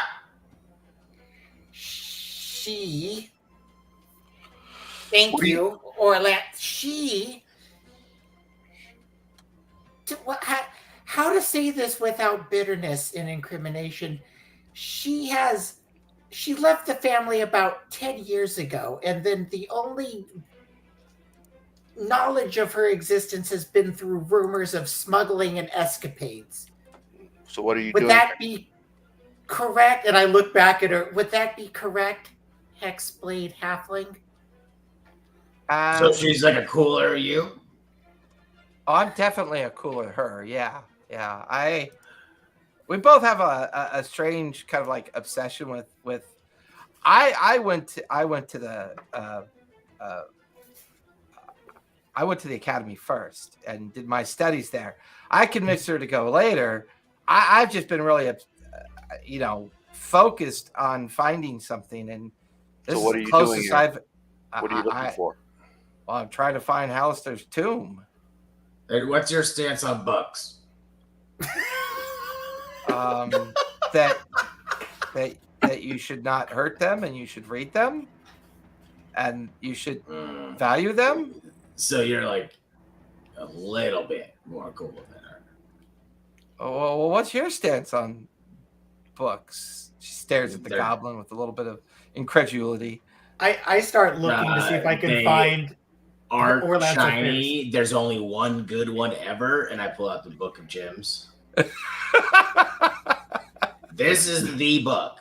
All other books, they are pointless. Oh, okay. Oh, interesting. Where did you pick up all these weirdos? I mean, that goblin doesn't normally work with you, right? The other, I recognize. Well, I don't recognize the undead guy, but I recognize. I don't look that undead. Like, the fuck? She rolled a 4 for her insight. What do you want from me? You look more like a mummy than. Oh no. Yeah, mummy or undead. So yeah, your argument is. Yeah, I don't look undead. I look like a mummy. I mean, as in I'm covered in bandages that Yeah, you look like a mummy. Anyways, obviously it's unsafe to leave you here. So you're going to be moving with us. Is there? Well, yeah, I was going to go with my sister. Why would I stay? Well, what I'm saying is you don't seem to have anything. I don't know if you're going to be of use or if you're going to be a detriment to survivability. All my stuff is gone. I don't know. I would like to investigate the hovel to see if her affairs are somewhere in this. You give me an investigation check as you do it. I've got a spare short sword. If you want I'll take that. And she jams it like into a rope belt that she's wearing, so at least she can hold on to something. Are skills affected by exhaustion or not? Well, how many points do you have? 2. 2. If you're doing skill checks, it's with disadvantage. Because it says ability check, so I don't know if is with. I think it says ability or skill checks. Oh God, what is it? I would imagine Orlanth would help you at least. It says disadvantage on ability checks. I don't know what that is. So 2 points is my speed is halved. Right. Wait, hold on. Let me double check because I thought it was either. I accidentally rolled insight. God damn it. Yeah, ability checks is abilities or skill checks. So basically, they're both the same thing. I just wanted to check. Okay. Yeah. So disadvantage on my investigation. Investigation, okay. Correct. Okay, so 2 rolls. There's a 31 and then a 14. Okay. Yeah, you don't find any sign of her equipment or gear. Now that the hovel's kind of set back down, the interior of it is just made up of the remains of like dozens and dozens of humanoid creatures in various states of decay. But there would be no like boots or anything like. No. So, okay. Well, obviously you have to continue on this thing. Okay. But I can't seem to find any of your equipment, and I really feel really exhausted. I just am so tired. To see you again after all this time, too.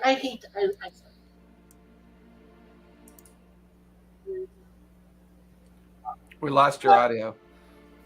Oh, you lost my audio? There you go. Now you're back. Oh, sorry. I was trying to mumble my breath. That wasn't It worked. So should I be angry that you've been gone for 10 years with only random gifts sent to the family? Well, you know what it's like when you get focused on something, you kind of lose track of things. You focus on what you're going after. The Kendall Keep is unforgiving when it comes to publishing. I mean, if you don't publish, you don't get lecture halls, you don't earn a living, and you can't get those esteemed titles for later so that you can run entire departments and get your career off the ground. So I was convinced that if I could just find his tomb, I could get the last of the disciple publications done, and I mean, anyone who could find Blackcloak's tomb, they're gonna live forever. You didn't think of talking to me for help? I didn't think you were interested at the time. I mean, I know, I don't know. I got focused, and that's what I did. I don't know what to tell you. Wintrude, you're being like really selfish right now. Wintrude, what you're feeling right now, I feel, is completely valid. You don't really control how you feel. You can only control how you react to it. However, I look at Orlanth, not visiting your family for a decade is pretty crappy of you. Are you injured? Is that why you're swaddled in bandages? I mean, are you hurt? Have a couple medical conditions that make me unsightly. What is that alongside you? Why are there undead people following your friend, Wintrude? Well, she is rather adept at when she doesn't make a live friend. She's rather adept at forming like a sort of undead family. Oh, you kind of get used to it. Can we not worry about what we're doing and instead figure out what you're doing? And then also, Shogo, real quick, you touched up on something. What if you're not sure how long it's been since you've seen your family, and that's mostly because they asked you to leave and don't want you to come back? Gelmir, again, can we stay on topic? I feel. I'm asking for a friend. Is that also a bad person? Gelmir, you don't have any friends to ask for. Oh. I look at Gribbets. I mean, I'm just saying, if somebody should find themselves on that side of the spectrum, are they also bad? So I'm really tired. I don't know who else is really tired. Am I supposed to just get up from this hovel and just keep putting? Wintrude, we got to keep going. You can't. There's no time to rest. You're going right back to selfish. I am so tired. Wintrude, I really would like a rest. I'm kind of inspired by your friends, Richard. I think we should just keep going until we get to the gate, at least. Yeah, we gotta get to the gate. Richard, you see what's happened when we stick around? It's not good. I can barely move. I can't even pick myself up. It's all about you right now. I pantomime like, where's the gate? Can you point me in the direction of where I need to start walking? Everyone, I can see Wintrude's. Downhill. I can tell her vitals are like nearing the red. It's not critical, but it's like she's been awake for it almost feels like she's been awake for 2 days. Shogo, whose side are you on? I thought you liked deadish creatures. I mean, if he's deadish, doesn't it kind of play into This whole This isn't Is how you Dennis make your friends, word? Shogo. Well, I just want to say I'm that tired too. last Let's just time get to the game. I was really trying to get a full rest. One of us tried to eat me. Again, Winter, this is all I'm hearing is me coming out of your mouth. Yeah. You know? And me is gonna take a rest. And Shogo, And I- about what I was asking about people. Gelmir, can you put him in the hole? Can you put Wintrude in the hole for a No. little bit? Winter, would you like to go in the hole? You could sleep in the hole while we travel. I'm sure. I find a corner of the hovel and I try to even get behind stuff and everything, and I roll out like my little bed roll. It's and I just roll over and I just close my eyes. Can I as soon as he falls asleep, can I try to like stealthily roll him into Gelmir's hole so that we can just keep moving? Well, I mean, Gelmir's hole's only good for 10 minutes. Oh no, I'll You just have leave to- it open. Oh, that's fair. Okay. You'll Well, leave no, it I don't want to leave it open. I will help him get Wintrude in the hole, but I want to try and do something as well. Okay, what? What are you doing? When Wintrude gets in the hole, I want to try and pickpocket her for whatever her. and I Sid mean, was even asleep or expecting. passive perception is pretty good. You can give me a sleight of hand, Gelmir, as you and I mean, I've Alexander- fallen asleep already. Maybe I have. Yeah, I mean, you're out. You're out cold. Like you roll over, you're out. And within moments, once they get snoring, I will say this much: your sister, post ups next to you too. So she's sitting there, kind of eyeing you too suspiciously as you get a little bit closer to her. Well, what are you doing with my sister? Can't you just let her go to sleep? It looks like there's things in her pockets that are making it uncomfortable for her to lay down. Give me a deception check on that one. Gelmir. I'm standing. Gelmir, that sounds a little rapey.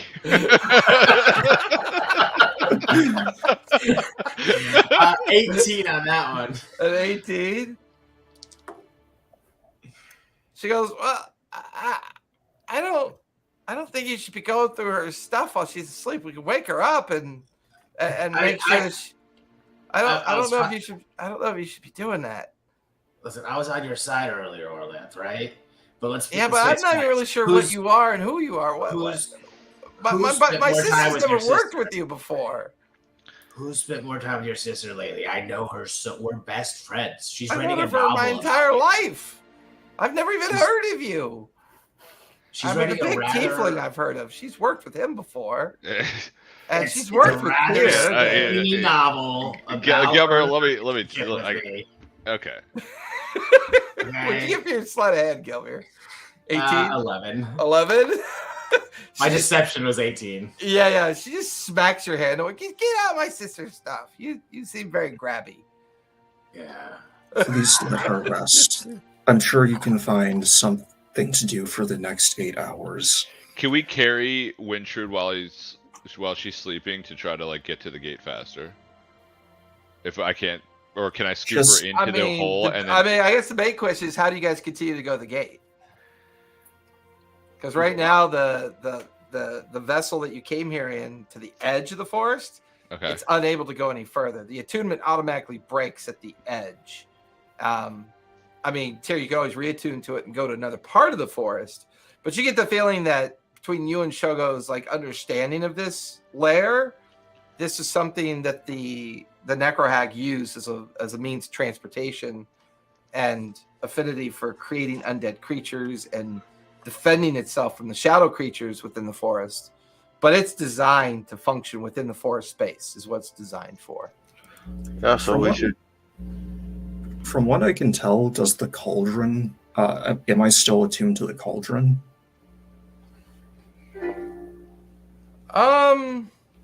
You were starting to attune to it originally after you repaired it, but when you walked away to go see what was going on with Alexander, you would have stopped your attunement process. So at this point, I was studying it when we were moving. But studying it versus attuning to it, and you got the feeling that its connection to the hovel and the way the vessel transported through the forest, that they're all kind of interconnected with each other. Gotcha. And the cauldron feels like an extension of the creature's power, probably the most interesting thing you figured out is that you have to have some semblance of undead skill to function within the vessel. So you're a little shocked that Tyr's figured that part out. Like, you're like, how the fuck did Tyr like figure this thing out? Like, there's nothing undead about him. He's got the skills, as I said earlier, that pay the bills. I make a mental note to do a medical examination on Tyr later on, because having undead flesh in one system is generally not a good thing. Okay. But please, everyone, for the sake of Wintrude, let her rest. Just take a small break. I'm sure you can figure out something to do. I have things to do here. All right, but I know she's hiding something from me, and I'm gonna figure it out. And by the way, if Oh, sorry. go Go ahead. Sorry. If you're estranged from your family, I'm very sorry to hear that. Okay, I'm fine with that part, but does that make me bad too? Where do I stand? I mean, I'm thinking about that last session when we learned about Gelmir's backstory with his ex-wife. Yeah, but I like too where it's like he's yelling at Wintrude this whole time about being self-centered and everything, and he says, everybody else. Like, what does that mean about me though? Like, what does that say? How about me though? Tell me about me. Exactly. The irony. in general, I don't know your circumstances, so I can't really say.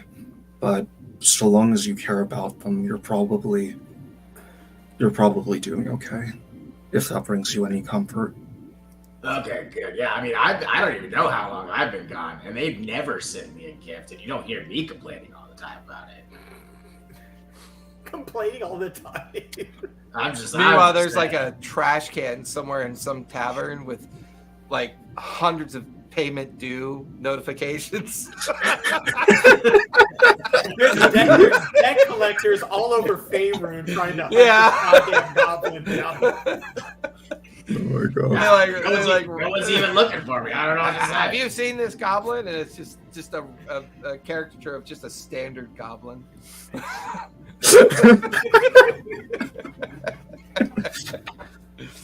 Yeah, he goes by the name of Tyr. Yeah, have you seen this goblin? It goes by the name. Oh, son of a bitch. All right, so how are we getting out of here? We just gotta walk. We wait for 8 hours. Directio Pizza to Daddy Green's Pizza. For Wintrude to rest, we have to sit here for another 8 hours? Can I just wait a little bit? Fuck, I'm more tired than Wintrude. Yeah, we could carry And you Wintrude. rest as well. Alright, man. Why would you hear Wintrude snoring over in the corner of the hovel? I could see out of this. I could see my nostril actually. Why don't we just? Well, half of you guys will be in the hole. Half of you guys in the hole. Why half of us will move, and then we just swap. So this way, we're still moving nonstop, but one group gets to rest. Why do we need to move nonstop? I would normally not agree with Gelmir on this one, but I feel like I don't have my spell book anymore, so I do have a couple spells that I could use. I got one that might be helpful. I could, if Tyr and Wintrude didn't mind spooning with each other, I guess. Tyr Wintrude, this is where you guys. Well, Wintrude's asleep, but yeah, Tyr's looking exhausted. Is there something I'm going through the portable hole description. It says it's got 10 minutes of air. Yeah. This is not roll my sleeping body. God damn, dude. Well, I have this spell called Tenzer's Floating Disc I could cast.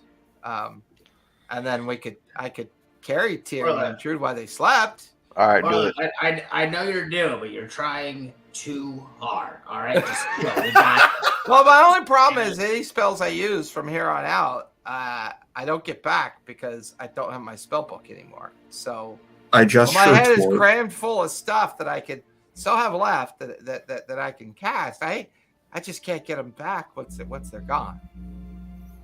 I gesture towards my family. Holy shit, Gelmir, you just tried to steal the deck of many things, didn't you? That's what you were going for. It just dawned on me that's what you were, I didn't even think about it. Oh shit. Okay. Do not let Yeah, Gelmir I'll sleep on a floating disc. Okay. So I'm not leaving this place either for a bit. There's something I need to use this cauldron for. you watch as this 10-foot radius magical disc kind of rises up 5 feet off the ground and sits there and hovers there. Alex, yeah. could you put my sister on there? Yeah, no For me, problem. please? Yeah, let me help. I'm gonna help. Galber, it's fine. I got it. No, I really Alexander, I'm gonna help. Gelber. And it's like Alex is like smacking Gelmir's hand away as he rests. Wintrude puts her form on the disc. I got this. I don't know what has gotten into Gelber. He's getting really creepy lately. Really? Yeah. You guys watch as Tyr climbs up onto the disc as well. You gotta lock the ladle and the spoon a little bit because it's not that much room. So it's almost like Tyr is using Wintrude as a pillow a little bit, and like the two of them just start kind of drifting off into their long rest. And Orlanth goes, "It's really a neat spell. Watch." And she moves her hand, and the disc kind of like follows her hand. Goes, "Yeah, this version of the spell I learned a while ago. For the next 12 hours, the disc will be available to us. So it's kind of cool." This is Great. reckless and unnecessary. Can I also ride on it? No, you don't need unless you want to. No. By the way, what is your name again, Goblin? I'm so tired. No, you're not. You're just being weird, I think. I don't think you're tired. You're just being weird. I could make you tired. I'm so tired. What do you mean, Shogo? You can make Gelmir tired? Probably. Do you want to make him tired? Will that be more Oh, helpful man, to us? if- Will that allow us all to get some work done if we make him tired? Because I feel like you guys want to make him tired. If you make me any more tired, I'm probably just gonna fall asleep. Well,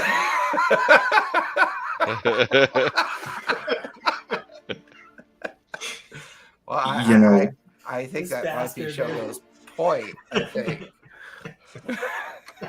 Orlanth, please don't try and transport your sleeping sister, through deadly terrain. It looks wide open. It looks like we just got to walk through the rocks and get to the Hell's Mouth Gate. It's only a quarter mile out there. I don't know if we should stay near this forest. This forest almost killed us. I start walking towards where Yeah, look, Alexander's got the right idea. He just starts walking like a random path that could potentially lead down into the crags and broken landscape. Yeah, let's just you know what? My sister would approve. And he just kind of she starts manipulating the disc so that she's now following Alexander at this point. Shogo, how long do you need at this thing? Maybe 2 hours. Okay, everybody, let's just take 2 hours real quick and just chill. I'll watch over the sleeping people. Orlov just like stops and turns. I'm not staying anywhere near this forest. I think it's safer down there. And she just keeps following Alexander with a sleeping Tyr and Wintrude on the Tenzer's disc. Shogu, what do you need with the cauldron? Just so I understand. This risk to all of our lives for 2 hours. I disregard what he says and take a look at the cauldron to see if I can actually take it with me for later. It's pretty large. It's I have four sets of hands if you include my own. Oh, I'll say the best you could figure out is you could have your children build a small palanquin and then place the cauldron on it, and then they'd be carrying it. That you could get away with. It take you about 10, 20 minutes to fashion something, and they actually shift it onto the palanquin, which has your interest piqued, Alex, because now you're watching this because you have 3 of them now, right, Shogo? Yeah. You're the one that's most important to you, and then the other 2 that you've kind of created as children. So I'll say the 3 of them fashion like a strange kind of gurney device, and with a little bit of a like with those palanquin kind of like long bars that you could carry things with, and they've got it. I mean, this is so getting into my Warhammer fantasy days, but like I'm imagining Skaven carrying like the cauldron of the cauldron that they have as a magic relic, but like your 3 children are now carrying this large cauldron that weighs roughly 100 pounds. So it distributed amongst the 3 of them. We could say that they can gurney it now and they're able to carry it. I'd say I also carry it with them, leading in front. So no one else, Alexander, I'd imagine that Gelmir is okay with this because he looks insane. Alexander, are you okay with all this undead? Like she's waiting for Shogo to walk by where they're on one of the poles, the other 3 children on the other poles, and they just gotta walk by everybody, like Wintrude and Tears asleep. Gelmir is just kind of like fascinated by it, but still his eyes drift towards where Wintrude is. Like, I know that deck of cards in there somewhere. And then Alexander, it's just you and Orlanth as you're watching Shogo walk away. I kind of call back to them, Orlanth, if you didn't want to deal with the undead, you really came to the wrong place. Alex, I mean, is that person aware that they're not alive? No, totally aware. It's this thing. Oh, okay. And I mean, coming to the Shadowfell with someone obsessed with death is a little bit, to their point, it helps us survive. Where it's one of those situations where you just roll with the punches and you just keep going. You roll with the punches. Yeah, I get that, but I mean, you've worked with my sister off and on for a while. You're okay with this, huh? Yeah, I mean, as long as they don't turn on me, I'm okay with it. Well, I don't know if you noticed, but that forest was kind of bad. Like that's a bad place. No, it was not one of the best places. Oh, you're saying you've experienced something worse than that? I've been closer to death. Oh, jeez. I gotta be honest with you. I mean, I lost all my companions getting this far. My sister managed to get, well, she stares over at Gelmir, who's like just obsessed with staring at where Wintrude's asleep. He's just like mumbling to himself the whole time. I will find out. Does Gelmir officially know that it's the deck? Like, No. It's a deck of many things, or it's just that? No, it's just that she has something that's secretly being kept from Gelmir. Okay. Yeah. Okay. I didn't care at the time, but now I do. Now you're obsessed. because Wintrude specifically working with Tyr, you guys tried to do what you did when Tyr pulled that card without Gelmir noticing, and that's what made it more dangerous. Is that Gelmir's not got it in his mind that you guys have some kind of super powerful thing that you don't want him to know about, and he wants to find out what it is. Yeah. Which is exactly true. Yeah. I want to try and catch like a moment with Tyr during this journey too. Well, he's asleep. He's asleep on Tenzer's disc with Wintrude. So the only ones awake are, Shogo's preoccupied with carrying this massive cauldron with their family. Alex and Ornath are kind of like at the back of the pack, kind of have this conversation as they're following Shogo down into the ravines and the crooks and crags. Meanwhile, the Tenzer's disc is floating right beside Ornath with Tyr and Wintrude in the midst of their long rest. And I don't even I don't even trust Ornoth that much at this point. Like I'm very like Yeah, suspicious. you of barely know everybody. anything about her, and the only thing you know about her is like what Wintrude is kind of subliminally or said from time to time. Yeah. From her past. Other than that, you're not sure. Okay, this is what Like I would like how did she survive out here with no companions and like what's she came out here with her companions, so she's getting you caught up to date. Go ahead, Gelmir. So I have Nature's Veil. Uh-oh. So I would like to, and I have 4 uses of it. Okay. It basically turns me invisible for 1 round. So it's almost like you blink out. Yeah, I'm so camouflaged I'm invisible. Right, That's right. the way I see it. I want to try and just sneak up and investigate Tyr and Wintrude. I really don't know who has what. Right. So I just want to investigate both of them. Okay. And I'll use however many Nature's Veil. I'll use all 4 if I have to. So here's the thing. You have exhaustion, right? Or is that all gone? That's all gone for you That's now, gone. right? Okay. So for the first time you do it, because Alexander and Orneth are lost in a conversation of Orneth is explaining to you, Alex, how her Minotaur companion, her dwarf companion, and her other gnome companions just kind of one by one were consumed by the journey. And, far as she knows, she sent the Minotaur back to get help. She didn't know about the condition of its death, but, the others, one fell off the cliff. The others were consumed by the forest. And it was just her at this point that you guys came across. So she's getting you caught up to date. Gelmir, give me investigation with advantage for your first attempt. Oh, first is a nat 1 or an 11. So 16. 16. Other than the normal things you'd expect to find on either one of them, nothing sticks out to you. There is an empty. I see like his hand. Well, there's a small empty box in Tyr's backpack that kind of smells rank, like something was rotting in it. I'll say with that 16, you notice that his hand has a slight scar around its wrist. The fingernails look a little bit icky, like someone digging at the dirt.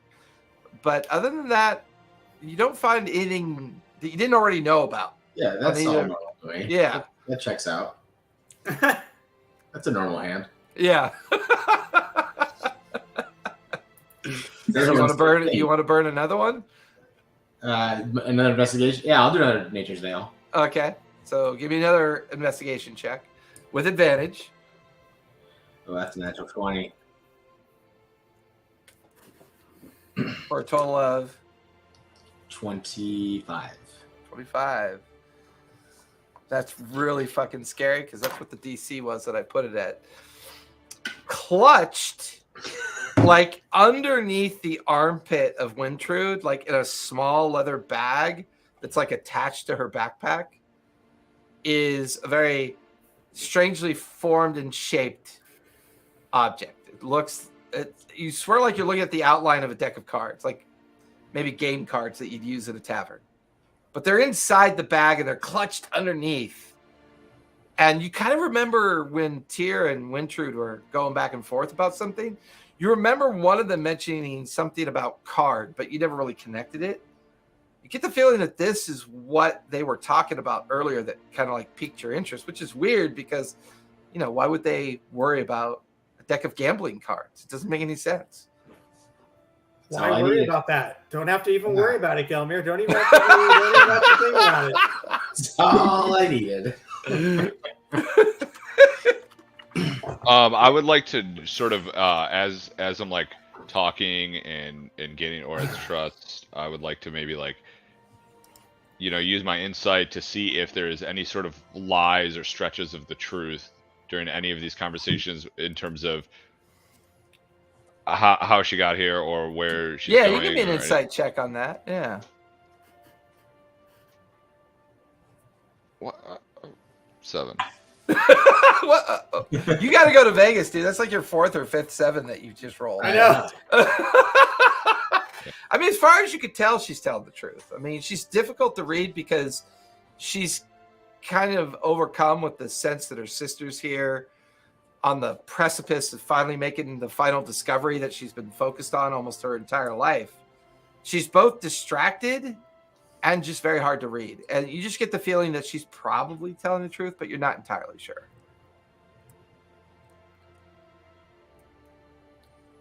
So, Gelmir, with that, what are you doing with that knowledge? I mean, in the immediate moment, if I see the chance to grab them, I will. If not, I'm just gonna back off, knowing that they exist, and think about it for later. Give me a sleight of hand. Just give me a sleight of hand. Almost like you're reacting to temptation. Right. And the better was 15. So as you go to move in to react to this temptation before the nature's veil fades away from you, because you know the moment you touch it, it's going to fade. And you're looking around, it's then you notice that Wintrude has cleverly wrapped a chain around the top of the small pouch with a stitched metal loop in the top. And the chain is linked to it, and then the chain is wrapped again around like a small section of her belt, almost like one of those punk rock wallets that you carry in your back pocket with the, 2 feet of chain attached to your belt.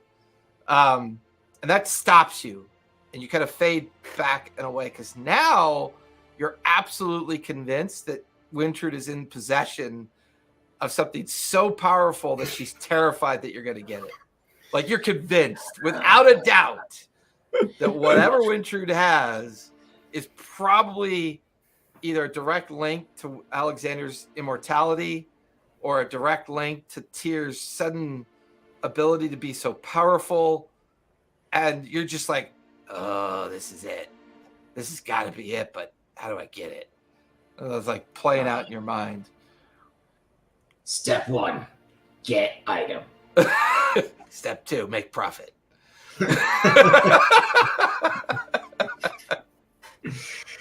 So, anyways, Alex, so how's my sister's journey been so far? Has there been anybody else that hasn't? Did you get? I know my sister. I know. Before I lost contact with her, she was kind of obsessed with learning about the disciples. Has she had any luck with that? Yeah, she's definitely a smart cookie.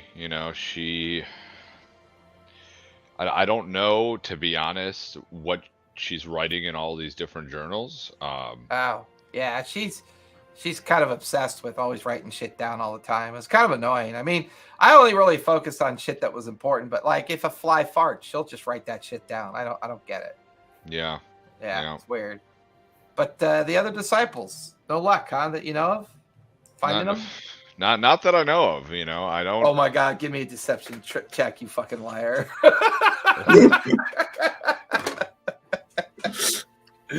I rolled for a 12. Okay, she rolled really shitty for her insight. That's too bad because I was hoping that maybe if she found the other ones, finding Chinix's tomb might be easier. I know of the other ones, but I didn't go. I don't know what route my sister took, but I came actually through the cliffs. I paid a smuggler to get me into Skullport, and then from Skullport, I made my way to the Arcane Gate and went that way. So I haven't really had any luck figuring out how I'm going to crack this tomb of Chenix's when we get there.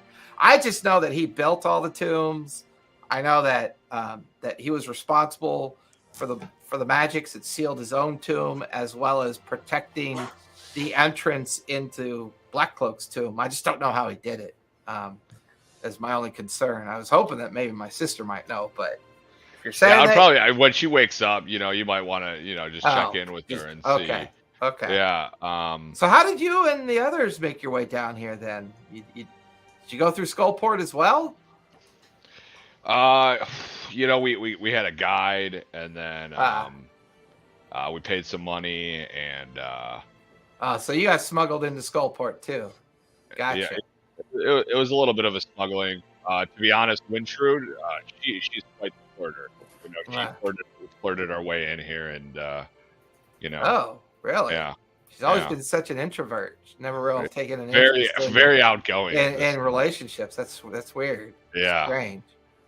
Where did you? Oh, she looks over to see the goblin just now. Not only is Gelmir staring at Wintrude, but based on where he's walking and the Tenzer's disc is floating with Tyr and Wintrude on it, there's just this thin little bit of drool coming out of the corner of Gelmir's mouth. Just walking behind him with his hands up. Are you sure that goblin's okay? I mean, don't get me wrong, it's kick ass that he's got a little pet pseudo dragon, but yeah, I mean, how long have you known Wintrude for? Like, I mean, I've recently? known her I mean, all my recently. life up until, well, I mean, we haven't talked for like 10 years, you know. So I've known her since we were both kids, obviously, when we were family. We're still family. We just kind of went our separate ways for a little while there. Okay, because there's a little bit of a mystery about her. What do you That, mean? What kind of mystery? You know, I'm not gonna say anything. You know, she's sleeping. I feel Well, bad. that just means she can't hear you. I don't know why that's a problem. Well, I mean, know, keep in mind, Alex, we're like, you know, we're walking through a blasted landscape with a dead forest behind us. Your friend up there is carrying a cauldron that's like huge and clearly has dead overtones, and I just feel like and she you've might got have. this creepy goblin stalking us too. So I don't think you could get any weirder. Just spit it out, Alex. I mean, Well, I mean, my motives are different, you know, but I just feel like, you know, she might be a little bit, yeah. She might have an ulterior motive, you know. There might be something, you know, hidden under the sheets, so to speak. oh, really? Like, you think maybe she's got some nefarious thoughts, or I'm not gonna, you know, make any claims, but there could be some sort of secret agenda. I would just say, just be careful. oh, wow. Yeah. I mean, she's always been very kind of obsessive about things. I don't know what the Candlekeep instructors and her mentors have been telling her over the past years as to what to focus on. But I mean, I know she was always fixated on figuring out the clues related to the disciples and providing some answers to Blackcloak's origins and how he got to Waterdeep and the coast. I would have always imagined she was kind of the stable egg out of all of us. I mean, our brother, you know, he's a master craftsman. He's really good at making things. I've always really been good at some arcane understanding of things. Well, let me just say this: were you guys competitive as children? Oh yeah, we were pretty competitive as kids. Sure, I think all siblings are, except for I don't know how goblin siblings behave, but I think most siblings are. Although your friend has weird undead children, so I don't really know how this conversation is going to work out for me, to be honest with you. Yeah. This is weird. This is a weird place to be in already. Yeah, no, I Well, I get mean, it. Alex, if you're down here, I mean, is your goal just to get rich? You know, originally, I was just looking for some sort of out, you know, some sort of way out of, you know, my consistent lifestyle that was just not going anywhere, some sort of adventure. I was just kind of throwing myself off the cliff and kind of hoping that I land on my feet. And now that I've met this group, it's a solid group of individuals that, frankly, I would die for if I could. But what do you mean if you could? Are you not able to die? Yeah, I think so. But I just had. Geller like walks by. No, he's immortal. I'm just kidding. Anyways, I feel like we're getting off topic. You know, sorry. Yeah, there's a lot of distractions here. To be honest, I think you'll have a better chance talking to Gilmer. He's just a trove of information. He knows a lot about Wintrude. As you see, it seems like he's trying to break up the Wintrude tier cuddle session going on. Maybe he thinks there's something going on, and maybe he's attracted to Wintrude. I don't even know anymore. Oh, that's. Boy, so Alexander, like, outside of the game, is really just trying to, like, confuse. Yeah, or because doesn't really. So trying to, like, just confuse. I mean, she's like, You can tell she's really like thinking about what you're saying, and it does seem to like confuse her a bit. And like she's just kind of lost in thought, and then kind of looks up at you. So, Alex, why don't you just? I'm assuming if you guys came through Skullport, there's a lot of opportunities in Skullport to get rich. Why not just stay there, take advantage of the smuggler's nature of the place? Probably could have made a lot of money there. I would have. I really would have, but I mean, I think I tried, and to some degree, we stayed there for a bit. We didn't just like go straight through.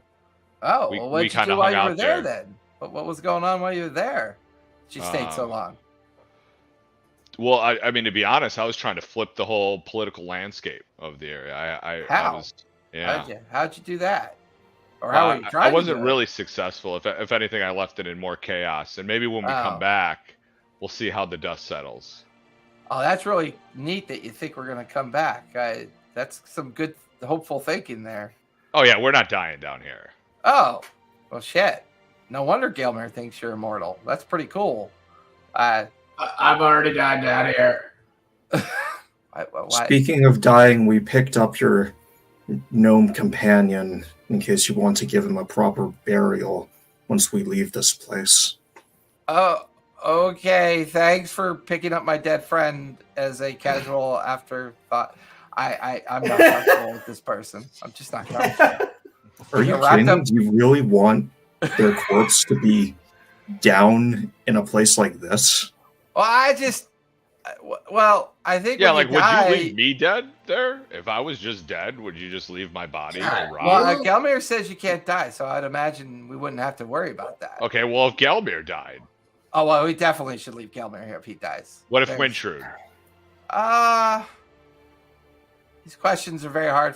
You know what? I'm just going to walk over here by myself for a few moments. These questions are really weird and kind of... the amount of selfishness with this family. She's like, you can literally see the migraine forming. Like, you just see... She like, grabs her head with, like, confusion. Gelmir, do you need any help with anything? You seem really fascinated right now. Nope.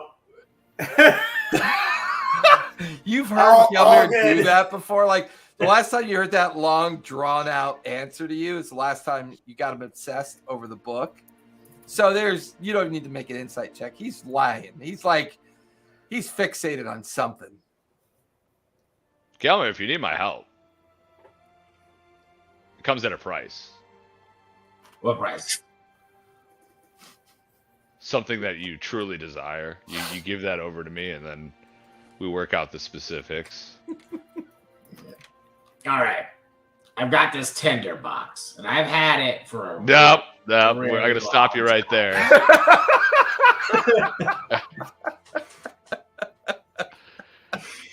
Well, you got my sweet pirate belt. I also have matching keys and a pouch. That's not that great of a situation. Well, I mean, if you're content not having a full set, that's on you. That's all I gotta say. If you could go to sleep at night knowing there's 2 more parts of that ensemble and you don't have them, okay.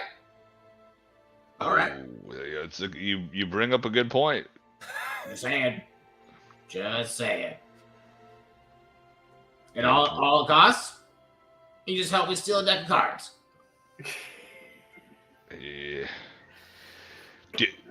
Do you still have didn't you take one of the books off of Wintrud? I have her dungeon book. Yeah, that one. I mean, I'll give you that. But I lent it. I had lent to Gelmir. Yeah, I'll give it to you. Did you lend it or did you give it to him? In Lynch's head, she lent it, and of course he won't. He thinks it's his now. Yeah. She's not willing. Like, we had a brief conversation some sessions back, and she was just like, "I'm not fighting." I think it was after the fact that you'd lost all your gear. Yeah. That you had that And I was conversation. Yeah. You give me that book and I'll help you. Deal. I'll give you Dirk's Guide to Dungeon Delving. Poor Winchard's asleep during this. He's never fallen asleep around us again. That's for sure. You gotta keep in mind though, of course, is like anytime a character makes a decision, in this case leaving herself vulnerable like that, who knows what could happen.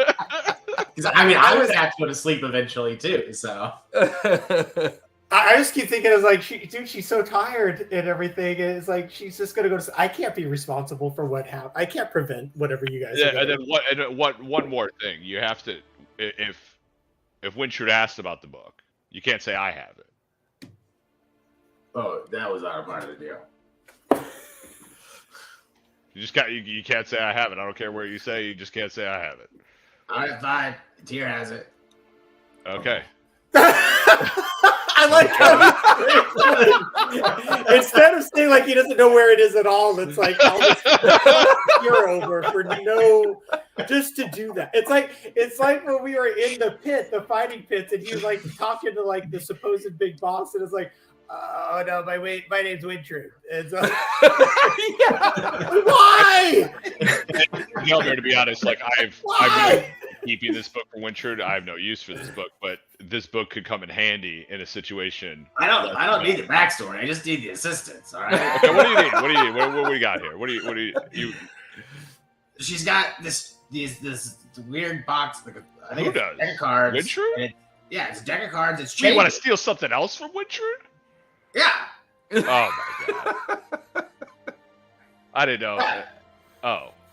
Yeah. I mean, this is a deck of cards. Probably. Okay. All right. I got it. Okay. We take the deck of cards and then I plant the book on Tyr. I like it. Yeah. Let's do this. Yeah. And then then they ask where the deck of cards, they'll be like, I don't know, check Tyr's pockets. Probably has a bunch of stuff from you. Yeah. Yeah. And then the book comes out. Yeah. I like it. Yeah. Okay. So you guys are helping each other. Yeah. Yeah. Who's stashing the book on Tyr, and who's making a go for the deck of cards? How are you guys gonna craft this? How are you gonna do this? I would like to do some sort of performance distraction, so that they don't feel anything. Also, I mean, they're sound asleep. The only person you have to worry about, because Orlanth is near Tenser's disc, because she's got to be near it enough to guide it. Down maybe about 10 feet to 20 feet in front of you is Shogo and their family, kind of leading the way down into the ravine and the crags of the rocky scape. okay. Leaving both you and Gelmir to try to figure out how to do this. Here's what we could do. I have 2 more invisibilities left. I could use them both to try and plant the book and steal the cards, and you can do the distraction. Well, why don't I just? I could also transform you into a very small creature, smaller. Will I be Sounds able like to such a bad idea. Yes, as like I've been watching, I went back and been watching so I finished Better Call Saul and been watching some Breaking Bad and stuff. It's like Badger and the other guy, Yeah. the dumbest shit, and then just ruins everything. I'm just hearing these people talk about expending their spell slots. What's your passive perception, Shogo? 18. 18?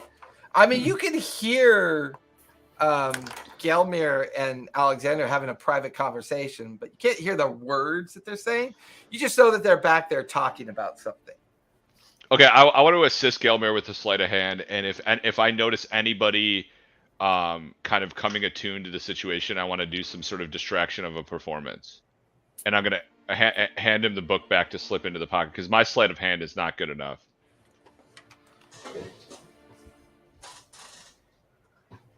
But if I can aid him in any way, like maybe I hold the backpack open or the pocket open, and he puts his hand in. Okay, so you're gonna help him get a chance to lift this item off Right. of of Wintrude. Okay, so in this case, Gelmir, because Alexander has successfully given Orlanth a headache. I mean, she's confused as to.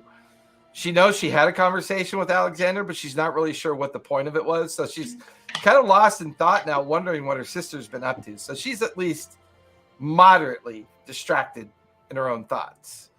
Alexander, you see the area that Gelmir was talking about, and you kind of lift up some of the leather armor and folds of Wintrude's cloak to kind of give Gelmir a little bit more of a vantage point on how to get his hand in there and pilfer this small pouch that's chained and looped to her belt. So Gelmir, you'll have advantage on this roll, but describe for me how you're going to do this. All right, let's see what I get. I got a 23. Okay. So I like to think I walk up, I'm under nature's veil, so I'm invisible.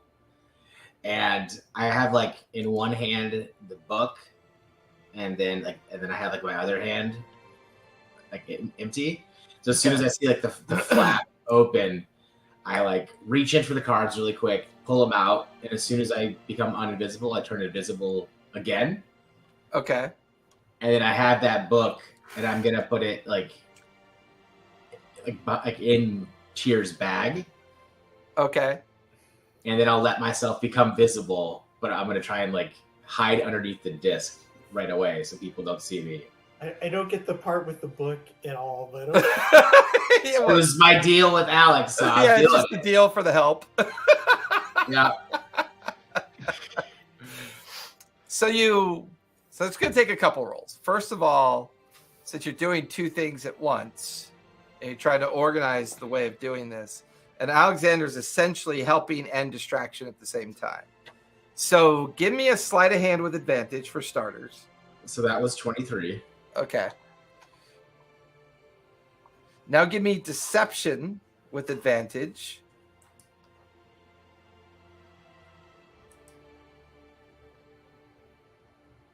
That's going to be 17. Oh. Give me a dex check. A regular old dex check. Regular old dex check.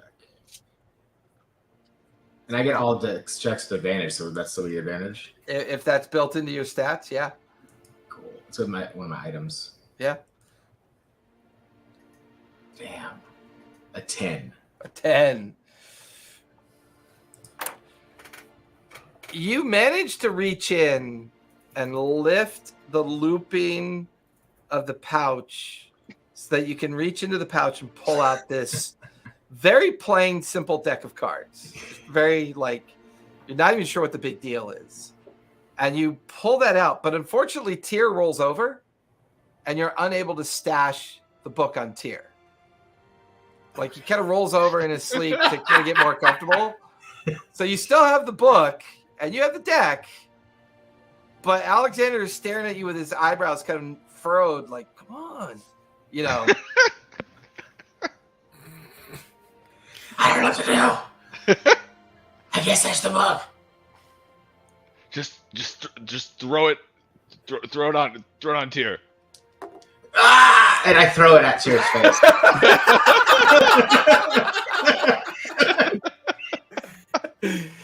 Tyr, you immediately feel something heavy strike you your shoulder and chest area, and your eye opens and there's this book lying next to you on Tenzer's disc, and there's Wintrude asleep. You can see Gelmir and Alexander kind of just stoically walking, they're trying to be casual. You can see Orlanth off to the side, still guiding Tenzer's disc, and down below, about 10 feet in front of you, you can see Shogo and the children carrying the cauldron. And you're staring at the book, and the spine of the book says Dirk's Guide to Dungeon Delving. And you have a brief memory. You're like, oh, I think Wintrude lost that some time ago. You're half awake. Anything you want to do? Wait, did we not see Wintrude give it to Gelmir? I think you remember Winthrop giving it to Gelmir to read. Sure. And who's closer of Gelmir and Alex? So Gelmir's definitely closer. I'm just gonna whip the book at his head. So Gelmir and Alex are walking along Tender's Dicks out of just like a grumpy tear, just throws the book at you. Like, you catch it after it hits you. I'll whisper over to Alex. Do you still want this? Yeah, no, I'll take it.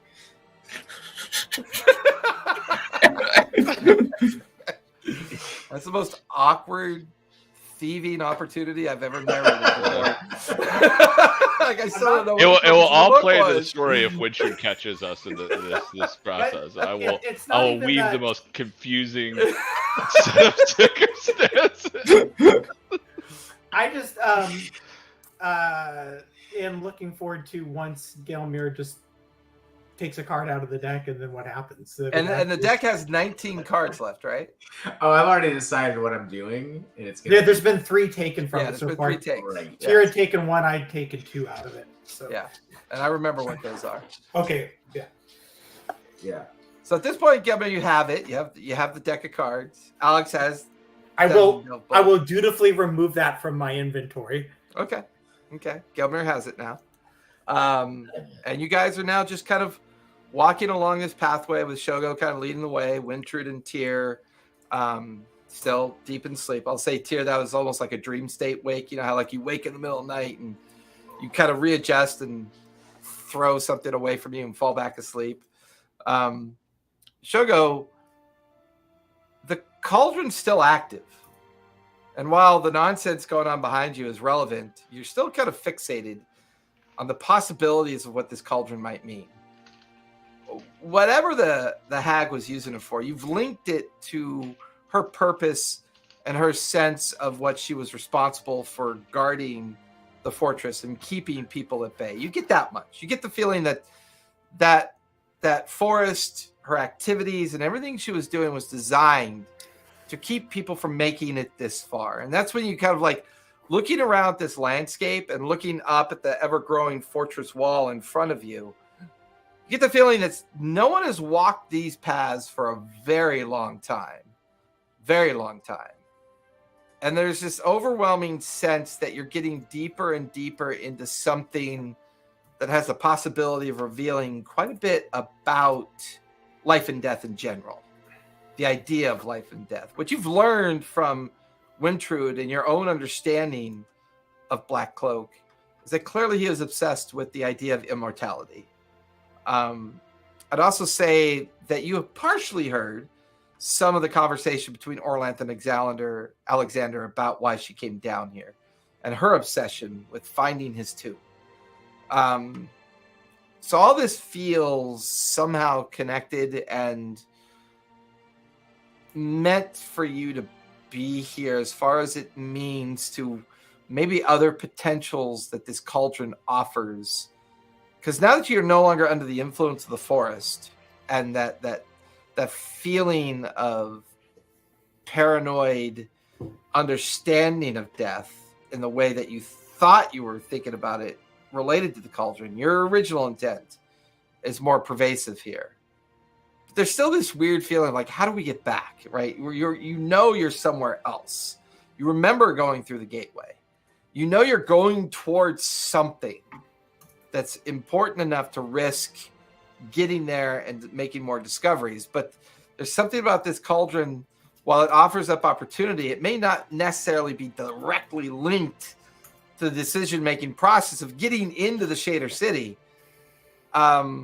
Give me a history check, because I'll say you're lost in thought enough that you're starting to think about this fortress, this place, and to see if there's anything in your background or in your past that would give you some ideas as what to expect next coming into this fortress city.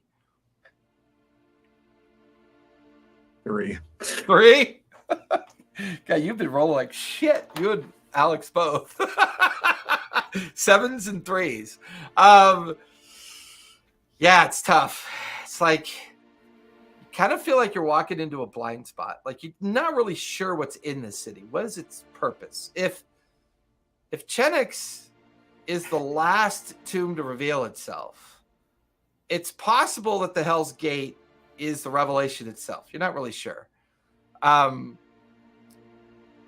You did overhear Orlanth like sounding very disappointed in Alex's lie, but you didn't say anything because you're not really sure why Alex was lying when you overheard him mentioning that Winter didn't have any luck finding any evidence of the disciples. You're like, that's not what you've overheard them talk about before, although you're not, you know, your previous character would have been obviously more, aware of it than you are. But they, clearly Windred had extensive notes about the disciples. And you're just like, it's strange that Alex is like not saying anything.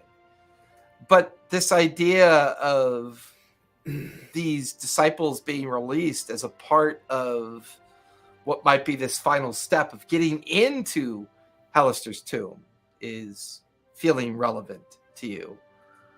But, Rahi's understanding of the journey is very different from yours. Your involvement is after Rahi's involvement and your obsession with freeing all the children, right? Your idea of setting everybody free from death and healing and the idea that something might be relevant in this place.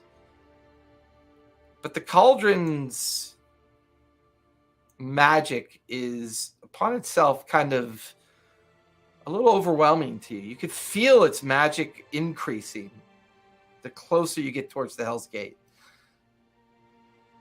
And the sense of purpose. Gelmir, you have the cards now. Is there anything you want to do now that you have them? I'm just going to keep aware of the level of magic that the cauldron's giving off. Yeah, and if it feels like it's getting out of my control, I'll stop and mention it. Do you have any free attunement slots, Shogo? I don't think I'm attuned to anything, actually. Okay. All right.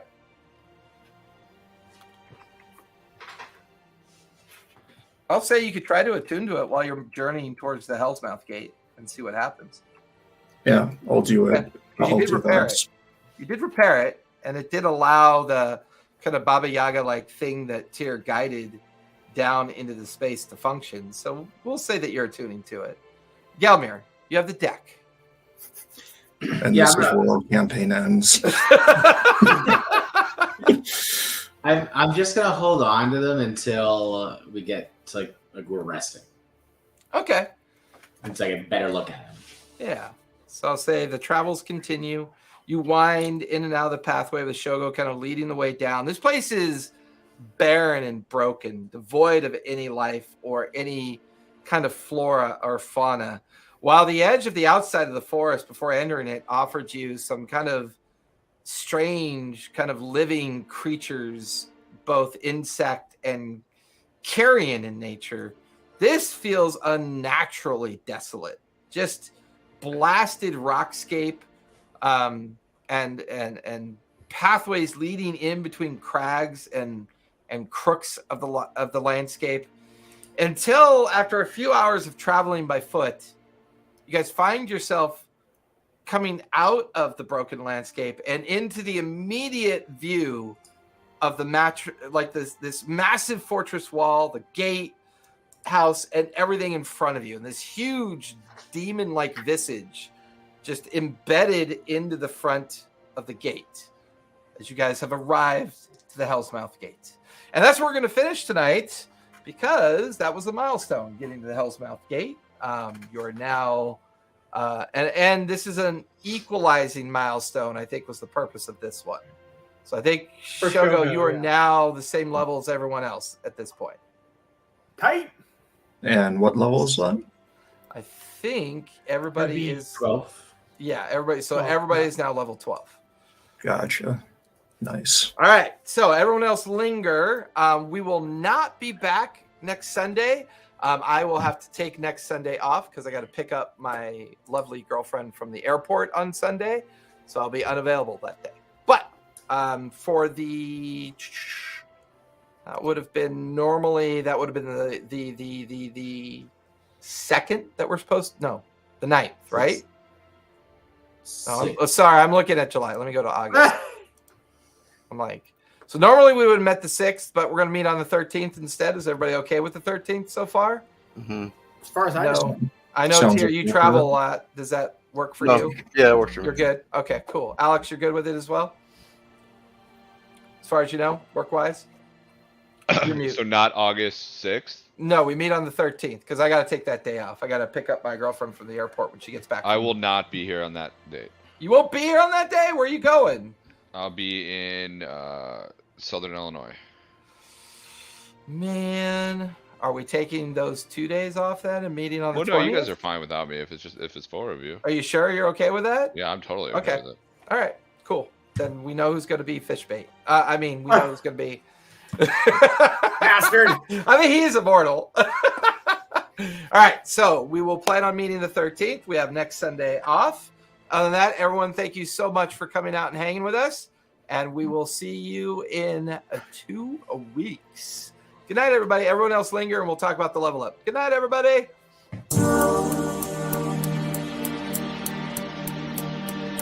Thank you.